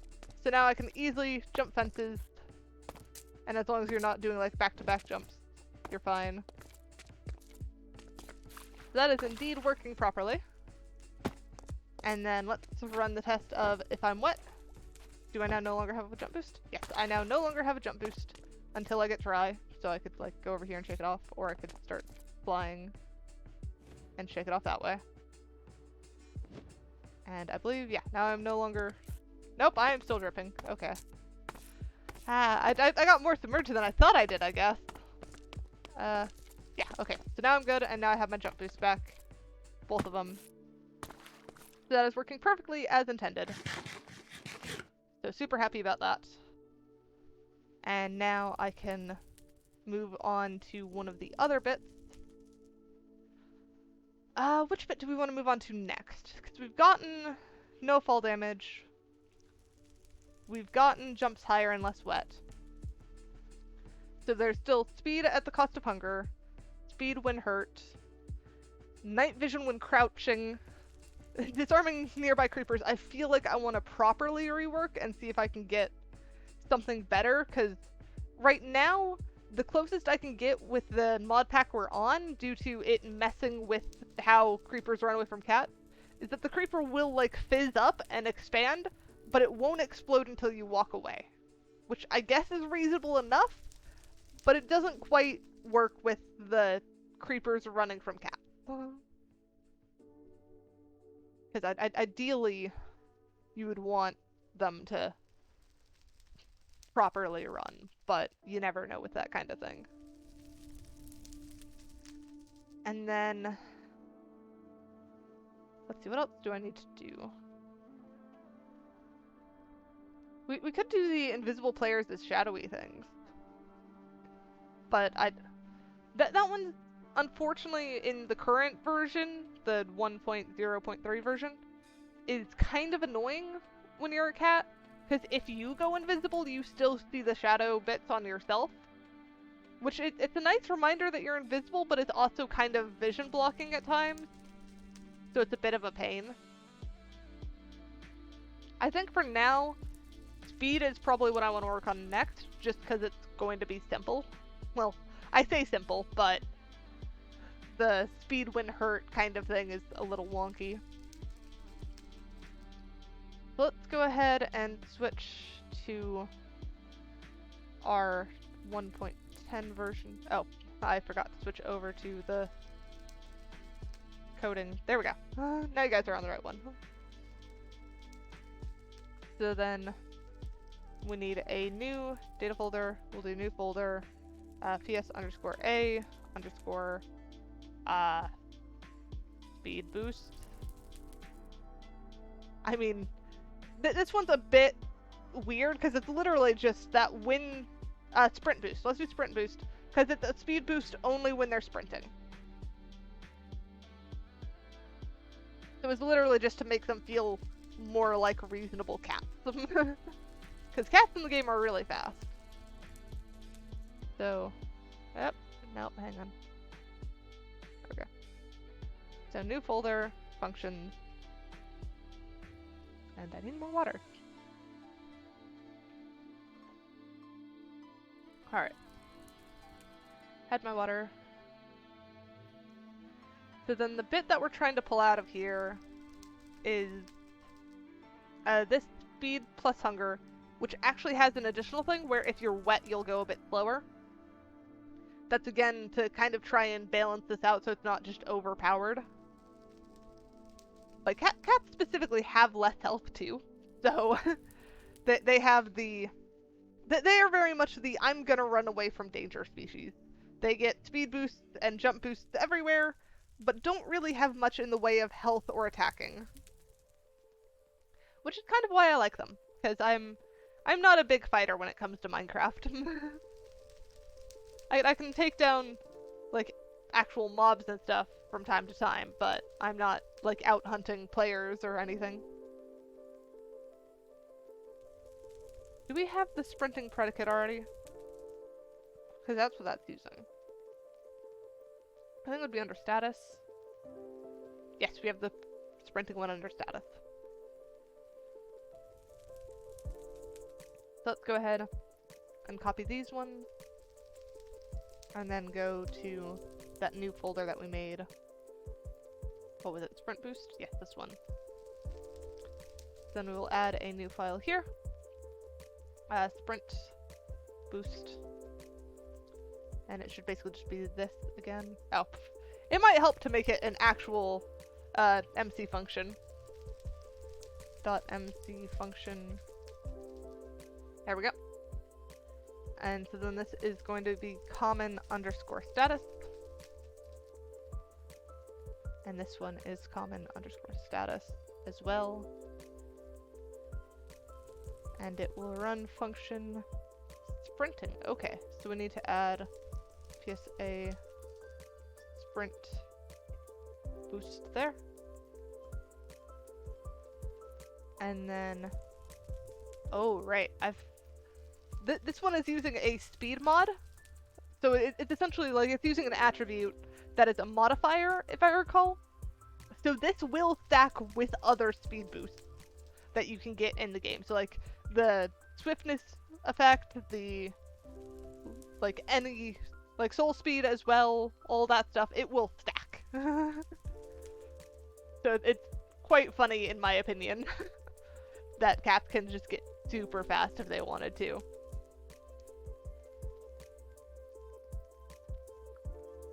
What is core cat speed though? What did I have that one as? And this is why you comment yourself, because I don't recall what cat speed is off the top of my head. But if I go to my old init function and search for cat speed, which should be somewhere around here.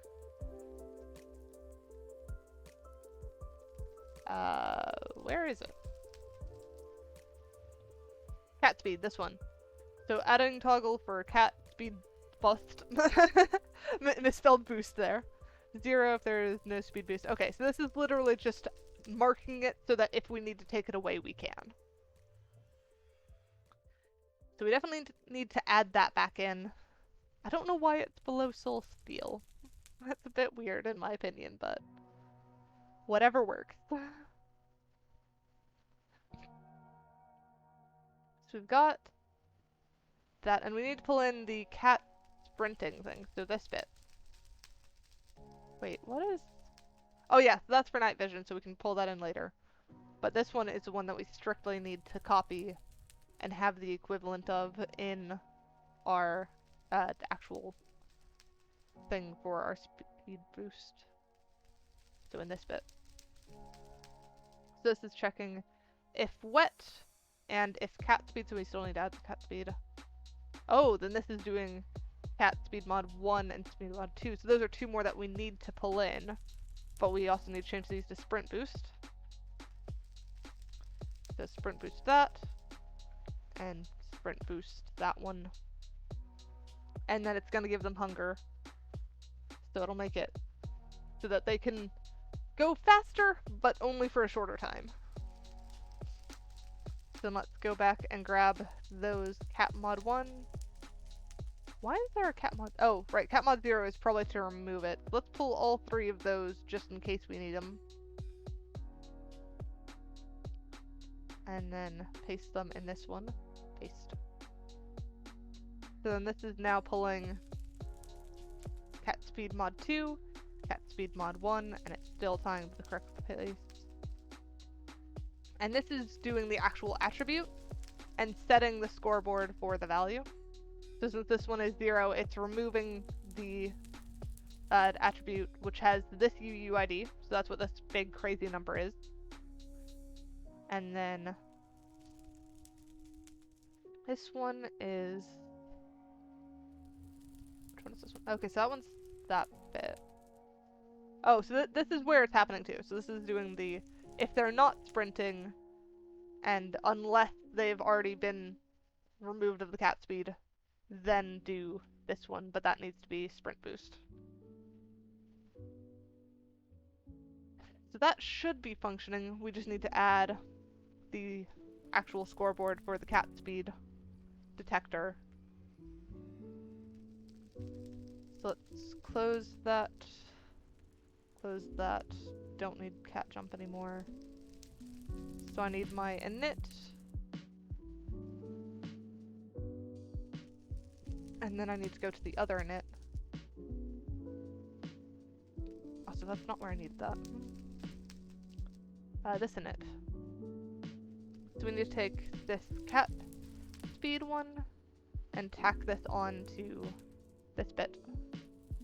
Save that and pull out the actual scoreboard bit to go stick that in the uninstall. It should be here.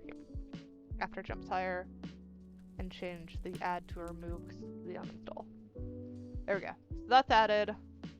Now the main bit we're missing now is actually the main function, which I'm already on. That lined up well. So we need to do the hashtag check if player need needs. This should also be needs. That's gonna bug me now. Sprint boost, and this is going to do an execute as at A, so everyone that has scores equals PS underscore A underscore sprint. And I've done it again where I've added everything in except for the actual attribute scoreboard, I think. Run function PS underscore A underscore sprint boost. Hang on, no, because this should be lowercase. Sprint boost, and then this is going to be colon sprint boost. And I feel like I should have put an underscore somewhere. I'll leave it be.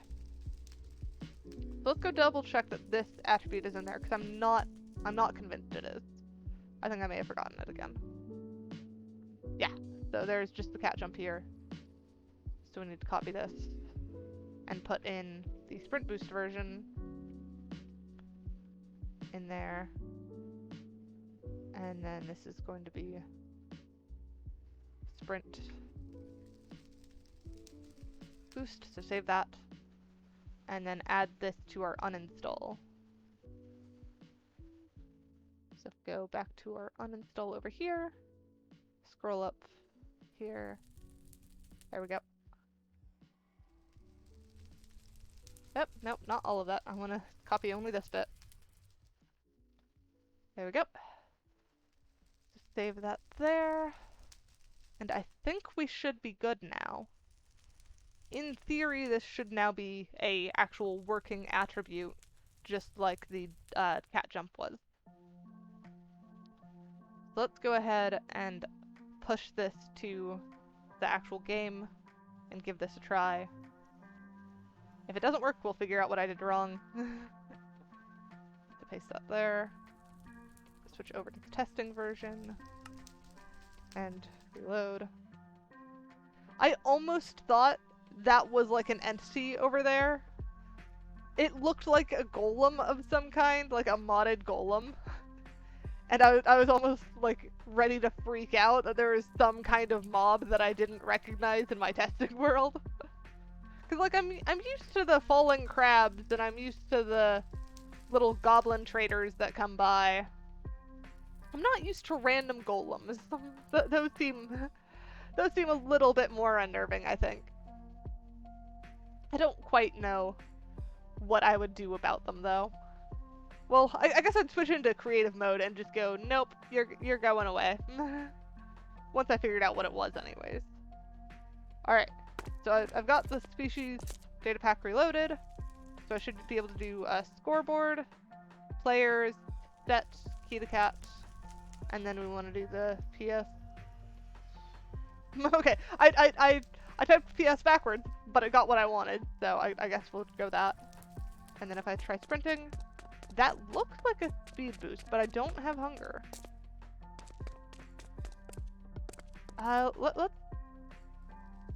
Let's set that to 0 and try sprinting again. Yeah, so you can see I definitely had gotten a speed boost from that. It's just not giving me the hunger effect. So something has gone wrong in the hunger effect section, is what that tells me. Because everything else seems like it's working alright. So let's go check out how that's handling hunger, and we can try and figure out where that went wrong. So if we go look at our code again, we don't need the uninstall, we don't need the init. We need to go check the actual sprint boost and do the trail. So if they're sprinting, run sprinting, so we don't need that, we actually need the sprinting one. Where did that go? I shouldn't have closed that because it kept where it was. There we go, sprinting. So if, here it is. So this needs to be common underscore effects.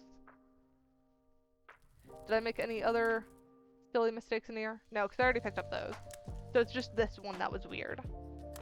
So in theory, we should be able to reload that data pack and get the thing working again. If we copy that and paste that there again, and then switch over to our testing, and once again do reload, we should be golden. And I think not really much else. There's like 3 floating diamond crab thingies now. Those guys just scuttle around, and I guess for some reason, when they detect somewhere to spawn in that's dark, they'll just spawn 1 block below it. Maybe they're supposed to like spawn via cave ceiling or something, but it's just a little weird in a like flat world like this because it just doesn't work. That, or maybe they use like the bat spawning algorithm or something, and maybe bats can spawn from like the underside of a block. I wouldn't know. Anyways, yeah. So now when we run, we have the speed effect, and we also have the hunger effect. So after a while, you're just gonna run out of hunger. And I've specifically designed the cat species to just need food basically all the time. Because I find that more fun if you're like actually playing as something that feels like what it was inspired by. And cats are basically always hungry. Well, at least a lot of them are. So I wanted to give reason to kind of play into that. But anyways, we've now finished the actual sprinting mechanic. At least half of it, because we still have to do the speed boost when they get hurt. Because that one is the one where it's supposed to be, like, if you were to step on a cat's tail, it's going to sprint off really fast, because it's just adrenaline. It hurt, and it doesn't like it. So it just runs. Which it also kind of plays into how I wanted the cat to be a non-fighting species. Because they're very much the get out of danger scenario. But it does end up quite funny with some of the things that play together. Like, chocolate. Chocolate is actually a modded thing in this game, so if you eat the create chocolate, it'll give you a sugar rush. But cats are allergic to chocolate. So in this one, it'll poison them if the cat player eats chocolate. So they'll still get the speed boost, but they'll now also be poisoned. So they'll get that speed boost that comes from taking damage as well. So they have now just shot off. Because they're getting hurt and having a sugar rush. So they are just super fast all the time. Well, not all the time. As long as the effective poison from the chocolate and the sugar rush last. Let's actually double check how... Yeah, so we have the advancement check where it's checking, has the player been hurt? And then if it has, unless the cat is starving, so if you don't have the speed to sprint, you're not going to sprint. If you're hungry and can't normally sprint, it's still going to give you speed. Because it's still going to say, okay, adrenaline, you can forget your hunger for a moment type deal. But if you're actively starving, you don't have the energy. You're just... It was more so because I didn't want you to take damage from starving and get a speed boost out of it. That's not an accurate depiction of anything, so it didn't make sense to do that kind of deal.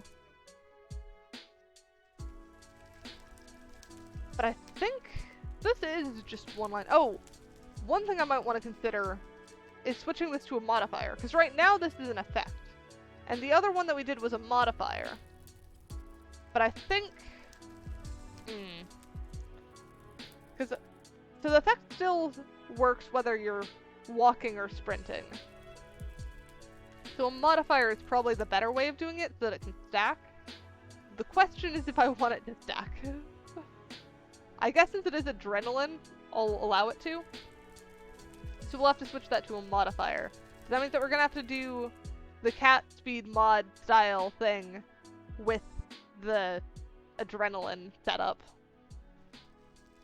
So it's a bit more complicated. That also means that I'm probably gonna end up losing the actual speed of what it was, because I did fine-tune that. Complications. Well, it's a rework, so I'm gonna rework it.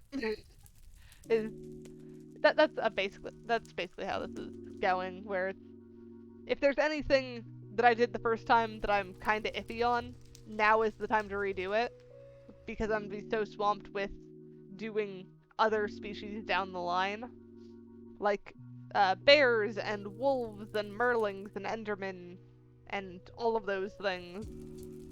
I have a ever-growing list of species I need to do. And phantoms, I believe, is the first on that list. They're gonna be super fun, though, if I can figure out how to make it so that you can't sleep. Because then phantoms will just endlessly spawn more phantoms. So I'm super excited for that bit.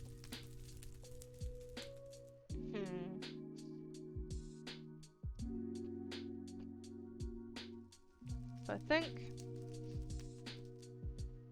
we want to do the cat mod thing again. Did I already make a function for this, or did I not? I don't quite remember. I don't think I did. So this one did not have a function yet. I think, though, let's start with just making the attribute for it. Let's start there so that we don't forget to do it. So we'll do this as adrenaline. Adrenaline. I don't know how to spell adrenaline, but it doesn't matter because as long as it's consistent, it's fine. Actually, I'm gonna Google how to spell adrenaline because I kind of want to spell it correctly. It's probably better to spell it correctly. So adrenaline. This one. So then if we pull back up this, it is that. That is how you spell adrenaline, apparently. Not with the S. That was a typo on my part. And then this is just gonna put that there. So we now have adrenaline, and we need to add that to the uninstall. So let's scroll down to our uninstall. Add, so not on speed boost on that one. And then we remove that. There we go. So that's done. Now we need to add our actual folders. So I'm going to copy that again. And we will do in the data, new folder, ps_a_adrenaline. And then have a folder inside that for functions. And then that should have a file, if I can get back to where it was. Functions should have a new file called adrenaline.mc function. And we're going to start off with this execute command. So this just checks if a player was hurt and they have that. And it gives them the effect. So that should be working other than being called in the main function. What I want to double check is, are we resetting that? I think we are, because we're also using that advancement for the sound settings. So if a cat is hurt, they'll meow. And if a soul vulture is hurt, they will squawk like a soul vulture. And I think actually, let's double check that we do have the cat sounds on this. So if we go to hurt, yeah, so we've got skeleton, cat, and soul vulture already all in place. Because those are the 3 of the 4 original species that made sound. Elves are too close to humans, so they don't make any special sounds, unfortunately. They're basically just special humans. Humans. I don't know where that came from. I think I started on thinking about elves, and then started thinking about halflings, and then how they were like humans, and then mixed human and halfling and got humans. I don't know what that's about. I think I'm getting a little bit loopy. Either way. So that's fine. We need to do the speed mod setup. And so we don't care if they're sprinting. We just want to do the speed mod. Oh, that's why I didn't do it. So the reason I had this set as an effect is so that I could set it to a specific time. Doing a modifier for a specific amount of time is a bit more complicated, since you have to essentially time it yourself and then run that remove at that time. I could do a scoreboard value that like incremented as long as I had it, and then once it reached a certain number I removed it. But I think in order to keep this running faster, I'm just going to leave it as an effect. Because I can deal with them not getting, like, it's actually faster than any normal speed boost you can get from like a potion or something. So they're still going to notice the additional speed boost. It's just going to be different. So I think I'm fine with that. We'll roll with that. So I think that's actually adrenaline done other than just calling it in the main function. So let's go call it in the main function. We need to grab the... Actually, we don't need to grab anything because this is custom here. This is check if player needs adrenaline boost. Adrenaline boost. And it's going to execute as any player who has scores of PS underscore A underscore adrenaline equals 1 or more. Run function PS underscore A underscore adrenaline. Come on, this is the lowercase version. Adrenaline. And then run adrenaline. Okay. So that should be all we need for adrenaline. Because it's mainly made up of like other things that we have. So the main bit that we had to add was that. Because this is running just if the player is hurt. It doesn't even check for do they have anything else. And we've already got hunger situated. So that's all fine. So now for the fun test of going into the game and grabbing a chocolate bar. So let's first just start with the normal reload. So paste that there, and then switch it over to the other loadout. Testing loadout. There we go. Reload. And then, yeah. So when I actually get on the server and play as my cat species, I've realized that I probably don't play it how I quite intended it. But it's also kind of like how I expected it. Because it's like, the cat has all of these things where it's like they're a carnivore, so if you eat anything that's not meat, or has something other than meat, they're going to get hunger because their stomach can't deal with it. And then they get poisoned from chocolate bars, which also then gives them hunger as well. But the way that I look at that instead is, hey, I now have this item that will give me quite the massive speed boost, and it also makes me hungry, so I can eat more of it. So it's kind of a weird stack up, but I feel like that's also just what a cat would probably do. If it's like, hey, this thing doesn't quite make me feel good, but it tastes good, so I still want it.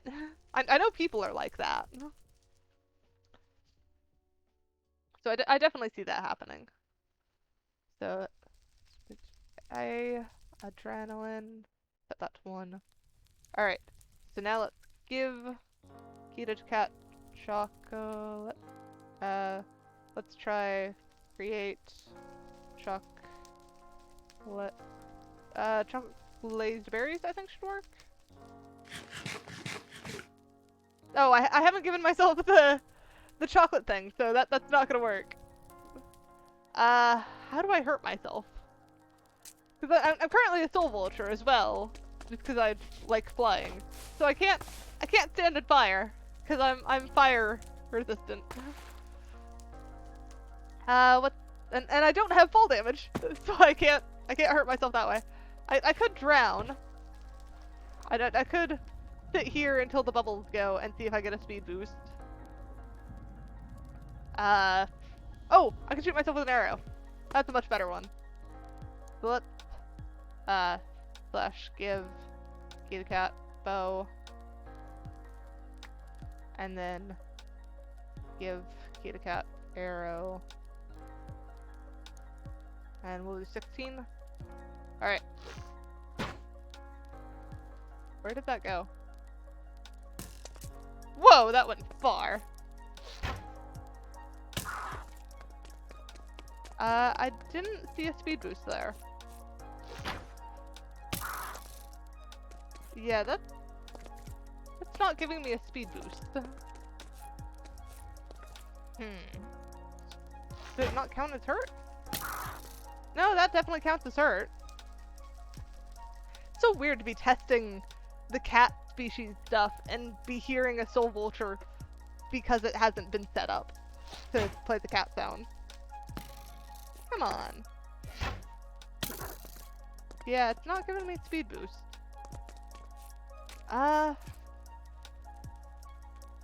Let's do score. Hang on. Function. Actually, no. Hang on. Because what could be messing this up? Adrenaline is such an easy line. It's if their adrenaline is 1 or higher, run adrenaline.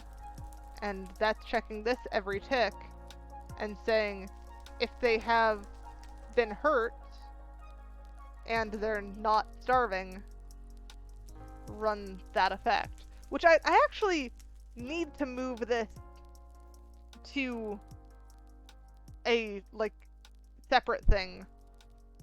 So it essentially, what I just realized that I forgot to do was that I can trigger a function from an advancement. So once you attain it, so once they get hurt, it can trigger it automatically without having to check anything. So something that is now running every tick will only run once someone gets hurt. But I think I need to be careful with that, because if I am correct, the current common one, where is, I think it's under common health, advancements, player hurt, yeah. So this is running the common sounds hurt. So I'm gonna have a common health hurt that triggers the common sounds hurt and triggers adrenaline. But I think that's gonna be trivial.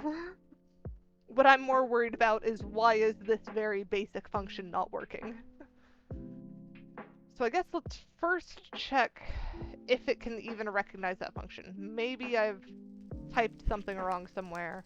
So if I do function ps underscore a, yeah, it's right there, underscore a adrenaline. Alright, that's, oh, have I fudged it with the thingy again? So I go look at adrenaline. Yep, there it is. PS common player hurt. This should be common health thing. But really, I don't want that, because we can just get rid of this entirely and say, run as at S who has scores of hunger greater than 0. So if we just copy this bit and replace this with that, and then do 1 or more, and then get rid of that, we can save that, and then we want to do the common health, and this needs an extra function, and that new function is going to be player underscore hurt dot mc function, and this is going to run function, no, it's just going to do function, and then it's going to be ps common underscore sounds, so execute as at s function, run function, that one. And then we also want to run function ps underscore a underscore adrenaline, run adrenaline. And this should only run for ones that have the scores equal to ps underscore a adrenaline, but this should be the capitalized version, equals 1 or more. So if they have adrenaline, run adrenaline. So then we can actually get rid of that section in the main function, because this is now useless. It's just going to run whenever they get hurt. And this is just going to run as anyone who has food bars left. And I believe that should be good.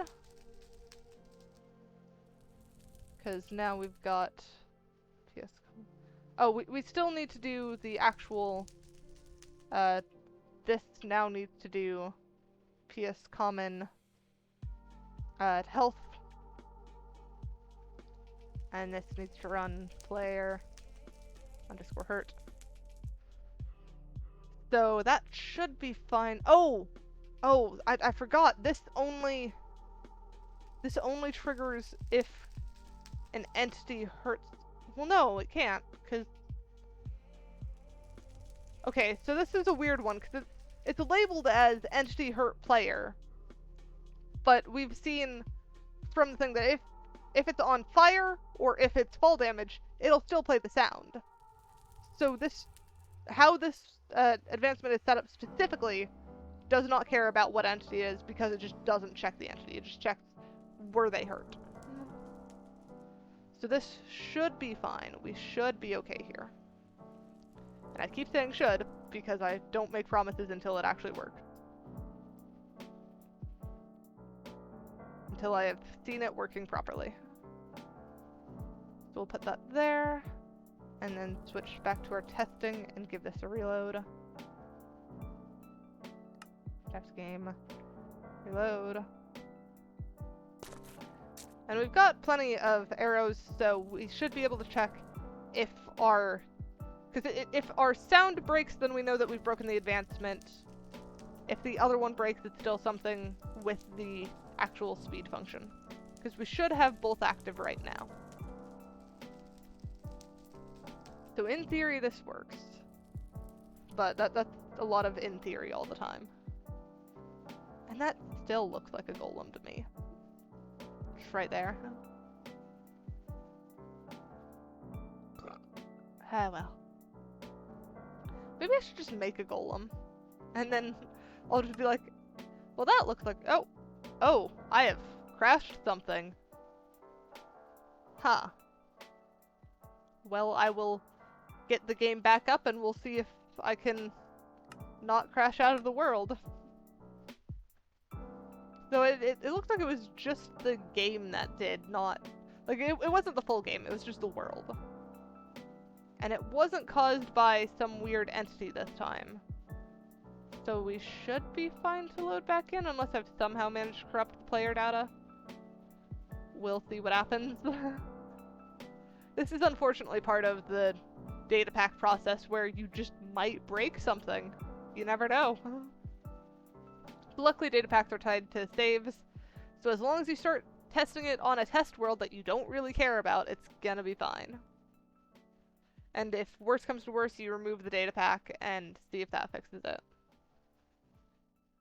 But there's no... There is no guarantee that removing a Datapack will fix what you've done. Because the scoreboards will still be there, so if there's some weird scoreboard thing going on, and you've somehow managed to corrupt a scoreboard, then you're kinda out of luck. But I've never seen a corrupted scoreboard, so I think you're mostly safe. Datapacks are definitely safer than just trying to do the same thing with command block, because command blocks are tied to the world. Good luck getting it fixed if you, like, have a looped command block killing everyone, including you. Because you're not going to be able to get in there long enough to get rid of that command block. But if you have a Datapack, you can just get rid of the Datapack, and then you're fine. Okay, so I'm good. I'm reloaded. I forgot how to use a bow. I don't know what happened there. How did that miss?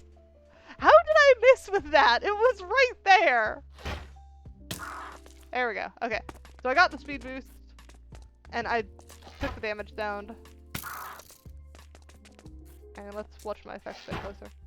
Yeah, so I've actually still got the speed boost. Yeah, super speed boost from just taking damage once. So now that we've got that working, and it's actually more efficient than what it was, I'd count that as a win for the refactoring. I believe our next bit is... what are we doing next?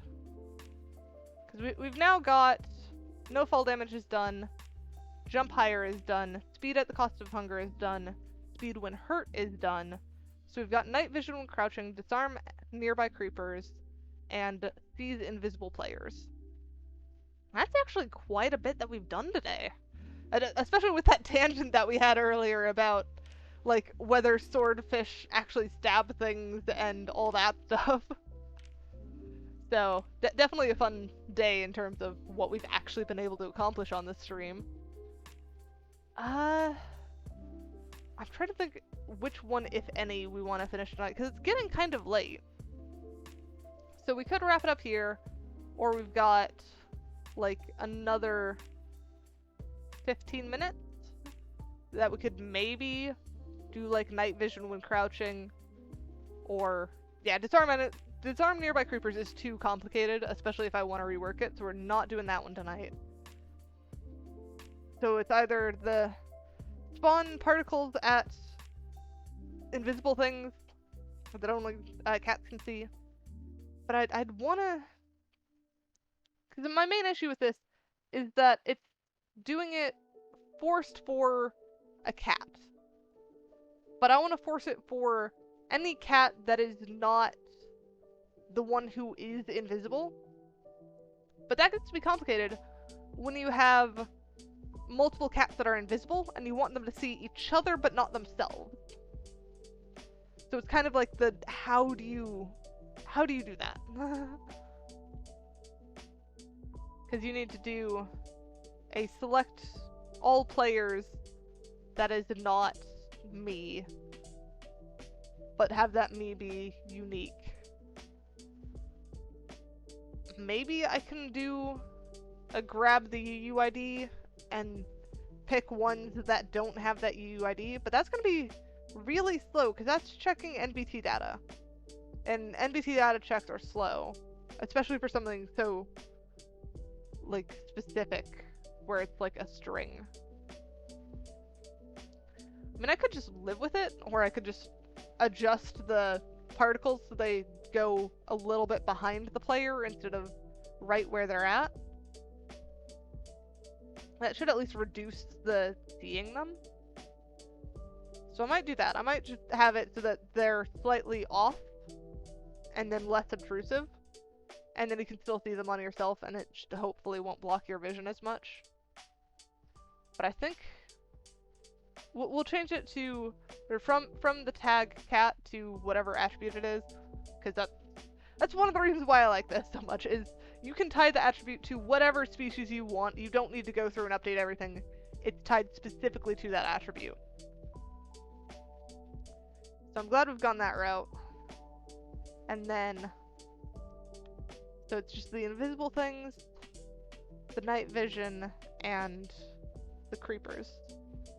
So in theory, we should be able to finish this one next week. Because we're definitely not finishing it tonight. But we can definitely finish it next week. And then we'll be moving on to, I believe the elf one is actually the only one left out of the main, like the initial 4. Because the initial data pack released with 5 species in mind, one of which being human, which I didn't have to do anything for, because that's just normal. So you had the human, the skeleton, the cat, the soul vulture, and the elf. And I believe it was actually released in order of human, skeleton, cat, elf, then soul vulture. Because soul vulture was one of the later ones that someone came up with.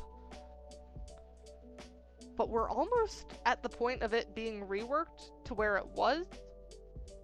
And then the only bit I have to do is actually update it to the latest version of Valhalsia, because we're still on version...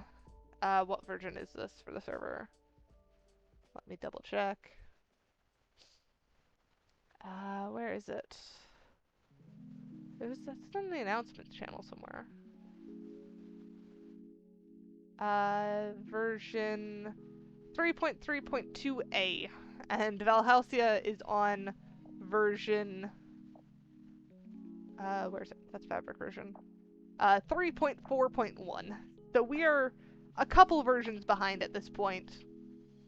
But luckily, most of what I have to do when it comes to updating to a new version is just change the, like, actual blocks and stuff in here.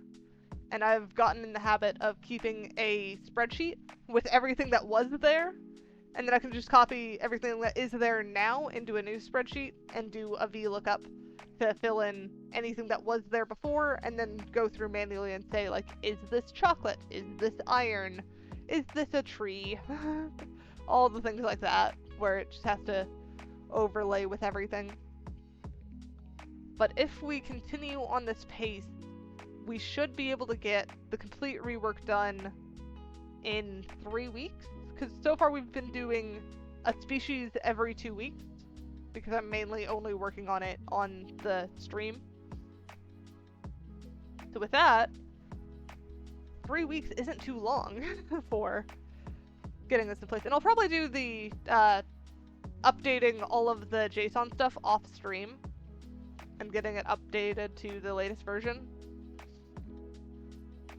So I think, yeah, we're not too behind on where this actually needs to be. But I think we're actually going to try and wrap up the stream here. So I was really glad you guys could join us today.